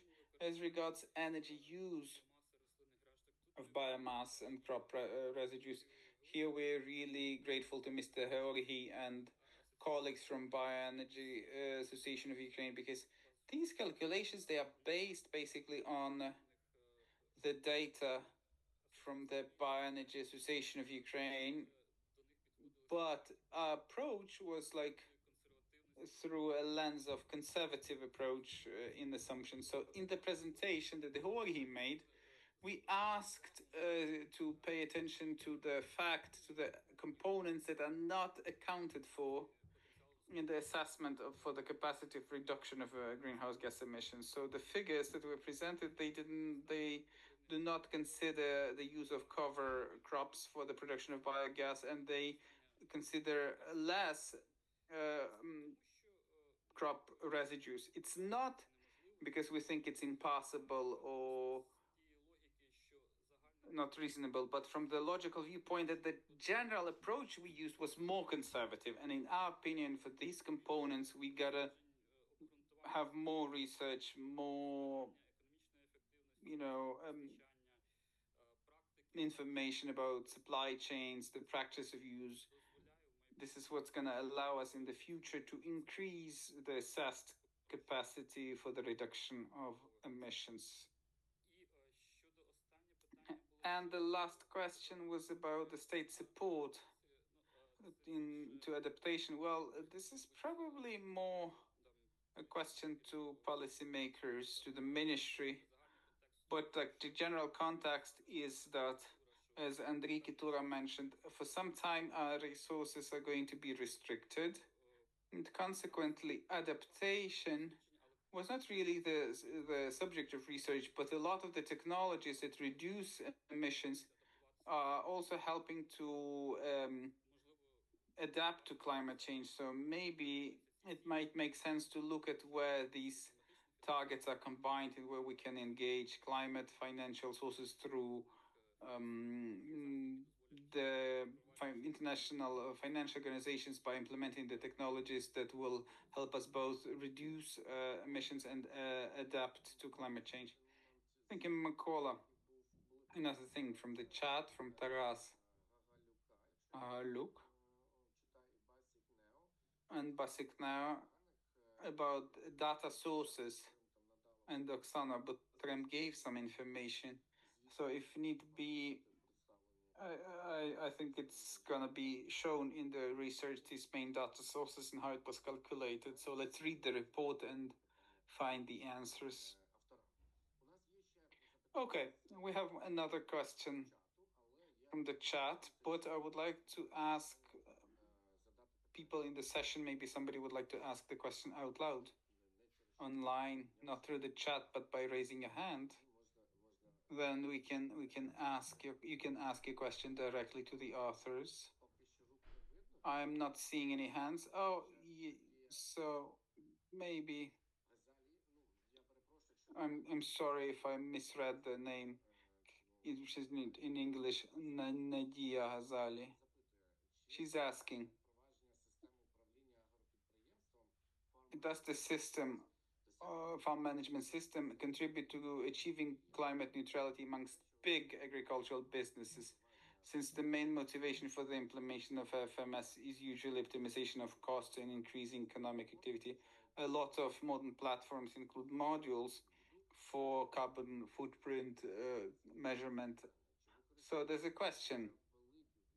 Are the big agricultural companies using these modules in their activity and practice? So to this question, I would also add a question from myself, a more general question, because a lot has been mentioned about this. In your technologies and in your activities, you didn't mention or didn't highlight the question of digitalization of agricultural sector, which is happening real actively. And we heard from today's speakers a lot about that. So maybe we could somehow, this digitalization management systems implementation, what do you think, how do you think it can contribute to the reduction of greenhouse gas emissions reduction? So this is an important thing regarding management system. So for accounting of emissions, measurement of those, first of all, what's important is the data. And for example, in animal husbandry, what's important is the consumption of feed and the characteristics of the feed in terms of age, sex, groups of the heads that are grown. In the plant agriculture, there's also going to be some more data. So directly, it wouldn't have reduced emissions, but without such systems, very often it's going to be difficult to even confirm reduction of emissions by means of other activities that are implemented in the company. For example, improvement of the quality of the feed and consequently reduction of greenhouse gas emissions or as a result of waste management. As regards the broader question, it's not a separate activity or technology, but it's considered in the context of other technologies. So it's important for differentiated input of anything. But in terms of greenhouse gas emissions, we talk about differentiated input of nitrogen fertilizers, but also other technologies. For example, till system, the RTC systems are really important, and autopilots and accurate seeding or precise seeding in the places where as envisaged by the technology. So that's an important aspect in that regard. Oh, I see many hands. Mr. Taras, Gagaluk, and Mykola Bekov, but Georgi Letucha and Kitura raised their hands to probably complement to the answer. So it's not a question, but just to add something. Yeah, it's just to complement the idea. The question was about whether there is practice amongst Ukrainian enterprises to measure all of this. the carbon footprint. I would just like to talk about biomethane plants. It's done there.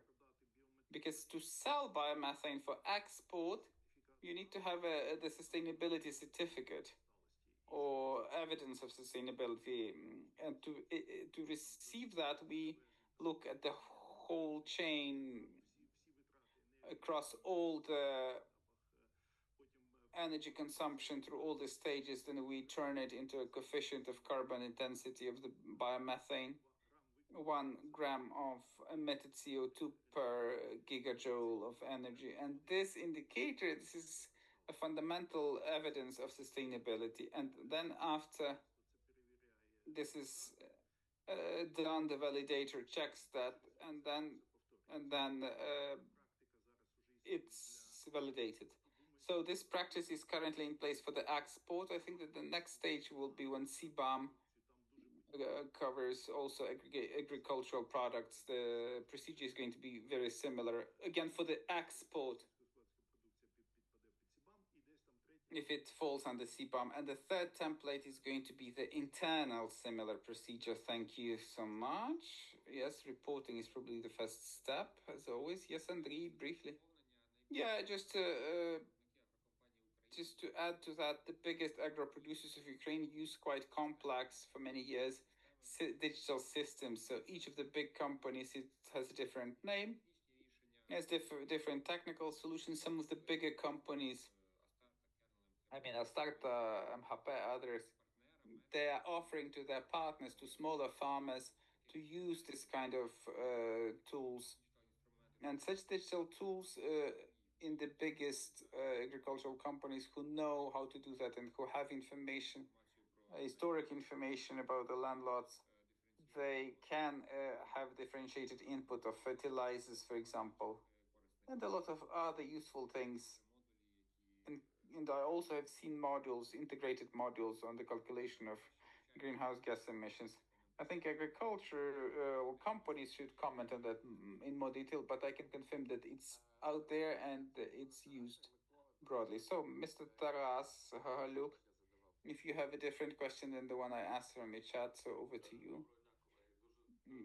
Good afternoon, colleagues. I would like to thank everybody, all the speakers, for very interesting presentations. Yeah, I did have the question about the data, but I think I will read it in the research. But now I have a few comments. I think a lot of the questions were out there, and the cornerstone in the discussion was how economically profitable it is to use the technologies that would lead to the reduction of greenhouse gas emissions. I think that the most adapted method for the calculation would be the analysis of the life cycle. And I'm really glad that, because I come from IAMO, German Institute, I'm really glad that we, with the colleagues of Green Transition, we applied for the project into the association, Leibniz Association here in Germany, to finance specifically with the aim to analyze the life cycle of in Ukrainian sector of plant agriculture. So we do hope that this application is going to be adopted, and we will be able to implement this project soon. Of course, we need data for that. And we know that now the Ministry of Agrarian Policy is implementing the reporting system for the farmers. It used to be FADM, now it's FSDM. And there's a pilot project in Poltava Oblast, and we heard that since 2026 this project is going to be scaled up across all of Ukraine. We are hoping that this data is going to be in free access to conduct these kinds of analyses. But we are also collecting similar data in Ukraine, and we will be glad to join in the work that's done by the Office of Green Transition with the aim to analyze the life cycle, because this analysis will enable us to first of all, to compare, for example, the corn, how it should be better used either for energy or for food. Then it will also be important in terms of compliance with CBAM norms. So there will be traceability of how much equivalent of CO2 emissions, etc. And also, I had a comment regarding digital technologies that are used in the agricultural sector, especially the technologies used for analysis. Now in Ukraine, they are not fully developed yet. This analytics based on AI, only 11% of the most innovative companies are using. They have been already mentioned in the previous comment, Kernel and MHP, a startup. But the question of emissions, we should also include emissions from the use of digital technologies also, because these huge databases that are used for analysis based on AI, there's a lot of footprint from those, so maybe it should also be considered. Thank you, Mr. Taras. It was more as a comment. Well, interesting and very useful. Thank you. Okay, Mr. Mykola Bykov, you do have a question. Yeah, I have a question. Thank you for the presentations. Very good analysis. I have a question about incentives. EBRD, they wrote that these are big holdings. Yes, they take money for implementation, but 60% of the products is processed by medium-sized farmers. So they would not look at additional pressures, either financial or environmental. So they will not change quickly. We know that. Yeah. So the question here is there going to be some additional regulation? What did the working group recommend from the state? Yes, for example, I don't know, a return of some tax fees or return for the costs for the machinery or vehicles that have low levels of emissions. So these very practical tools that will have a good impact on the practical aspects. Of course, EBRD will not give to smaller farmers the money, and the state will not give the money to the farmers, but some kind of indirect, impacts. For example, the tax return, it would help the development of the agricultural complex. 20%, it would be a good incentive. Thank you, Mr. McCullough. We just have to move further. Okay. I think its more presentation today was about how the capacity in terms of reduction was calculated. And of course, these questions were expanded because the financial questions are also very important. Thank you to EBRD for the answer in the chat.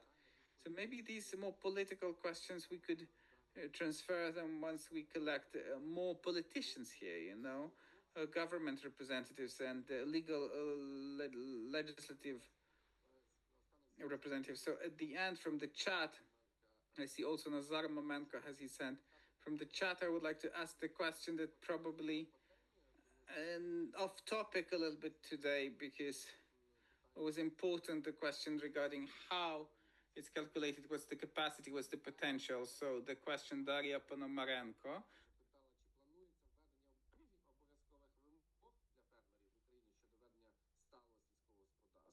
Is it planned to implement reforms in Ukraine for the sake of sustainable agriculture? And another question is whether the structure of land ownership affects the green transition scenarios. And another question is the concentration of lands the barrier towards the European integration? Maybe let's discuss those political questions a little bit later. Mr. Nazar would like to ask the question in person. Hello, I have a question for Mykola. It's a question, it's not a comment. As he was talking about increasing efficiency of fertilizers and reducing the emissions, he did not say a lot about bio methods to prevent emissions. There is a market of those technologies of carbon capturing. Thus, the amount of the carbon can be deduced from the overall amount of emissions. The question is as follows: is there any study or any tool proving that bio means can be used to reduce the emissions. So, is there any approaches that this issue analyzed? Thank you very much, Maxim.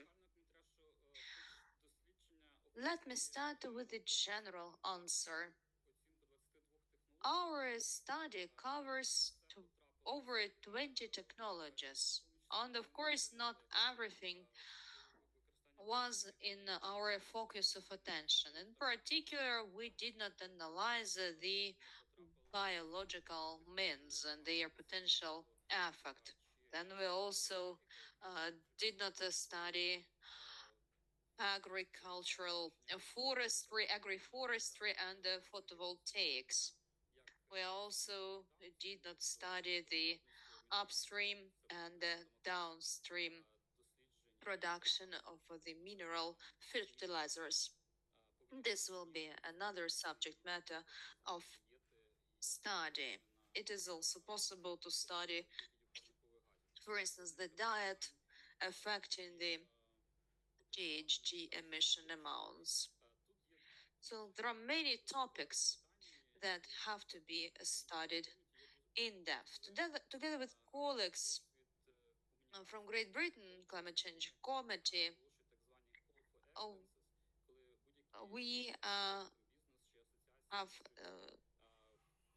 participated in the call for evidence. So any business associations, any companies can provide additional data proving that some additional factors should be considered. So I think that something like this can be arranged in Ukraine, and anyone can provide information on the technology which may change the game. Thank you, Mikola. Dear colleagues, we are running out of time. Now let's have just 5 minutes for Q&A. Or Q&A and comments, 5 minutes.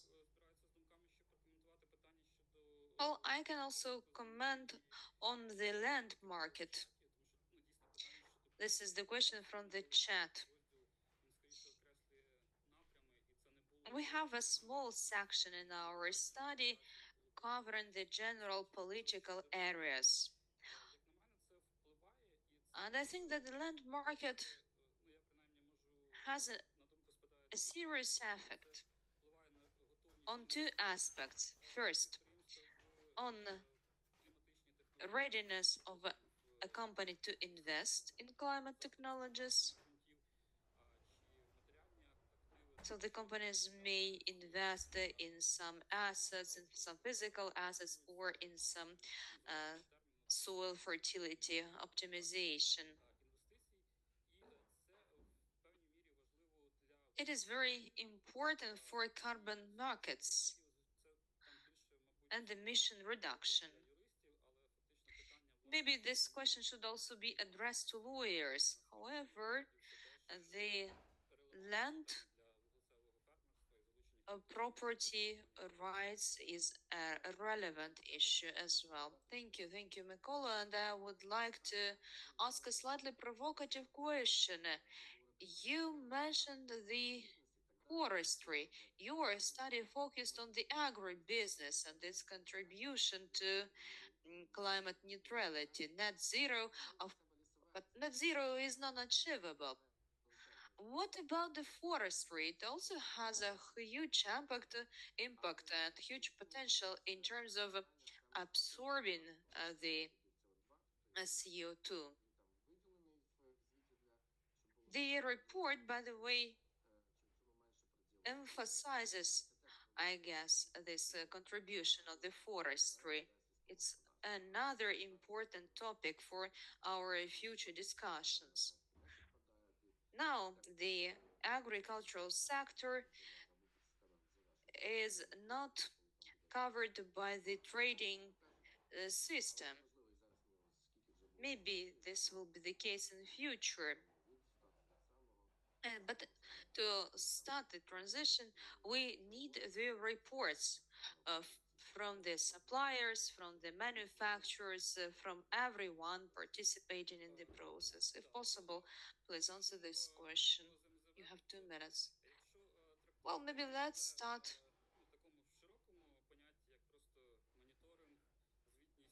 with the monitoring and reporting. We have some reporting on greenhouse gas emission, and this is an important element. Ukrainian companies have to master this reporting approach. The big companies, by the way, now report according to the European standards and the protocols, while the smaller companies still have to learn about the reporting methodologies. We are approximating the European Union, which develops its internal mechanisms, carbon removal and carbon farming. Then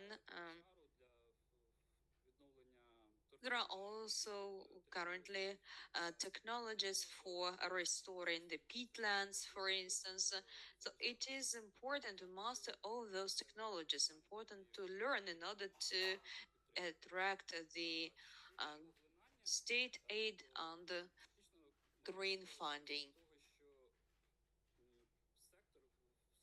You're also asking about the absorption. The cropland, as opposed to the forestry, has to be converted to the emission absorber instead of emission generator. Otherwise, the agriculture will be a contributing factor.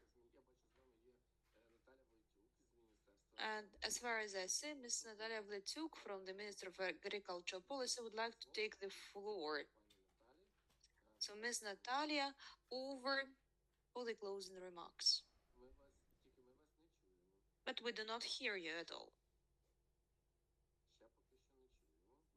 We still do not hear you. We can see you, although they don't hear you. Maybe you are still muted. No, we cannot hear you.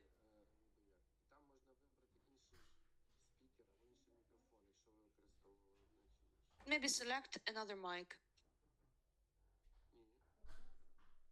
No, still don't hear you. Maybe you can leave the meeting and join us again. We are ready to wait for you.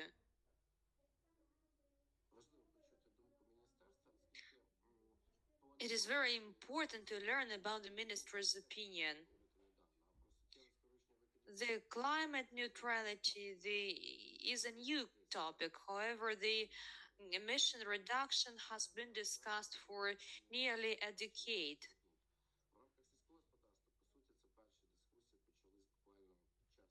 In the agriculture, we have not discussed the climate neutrality before war, so this discussion started pretty recently. Unfortunately, the sound does not allow us to continue interpretation.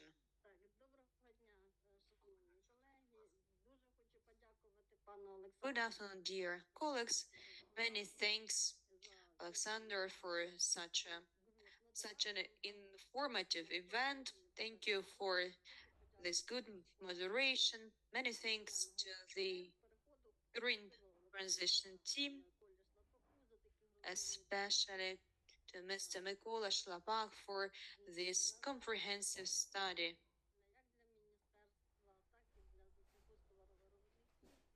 The ministry in general and the agricultural manufacturers have a very serious approach to this topic.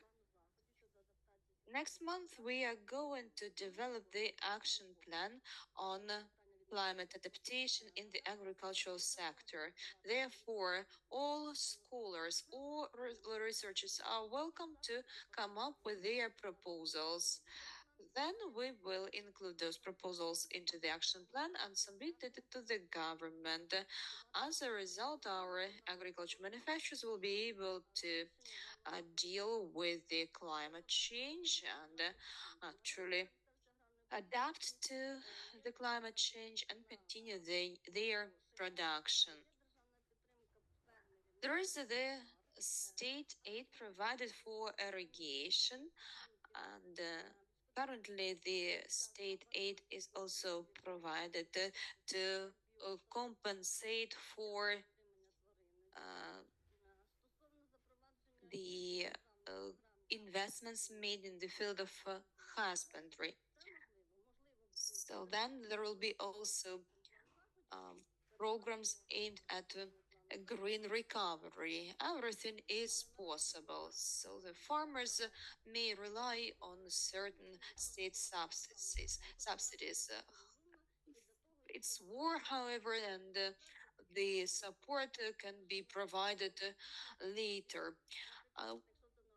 We have to confirm somehow the technologies, and if you say that some technologies were applied for cultivation of your crops, you should demonstrate the 4G certificate, for instance.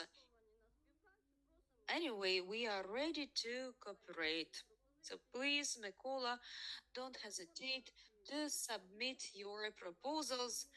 Everyone knows my contact details. Let's keep in touch because the ministry is really eager to see that the agricultural sector adapts as soon as possible. Thank you. Thank you very much for your support in the green transition. Many thanks to DiXi Group, to the government of the Great Britain, and to Ukrainian government. And now, Andrei Kitura, you have 30 seconds because you are the host of this event. First of all, Alexander, thank you very much for moderating our event. Dear participants, very much for joining. Thank you for your constructive ideas and proposals. Thank you very much for your patience. There are 125 participants who stayed with us in spite of the air raid alert. This means that our event is important. We are not going just to declare the principles. We are going to publish this study on our website. It's really comprehensive. It's about 20 pages. If you have any proposals, any optimization ideas, please don't hesitate to share with us. Maybe there are some representatives from other sectors interested in cooperation. Please reach out to us. Let's develop the better policy for the sake of common goals. Thank you very much. And we would like also to thank our interpreters because their efforts were incredible. We tried to speak very fast because they had lots of information. Thank you very much. The recording has stopped. Thank you and see you.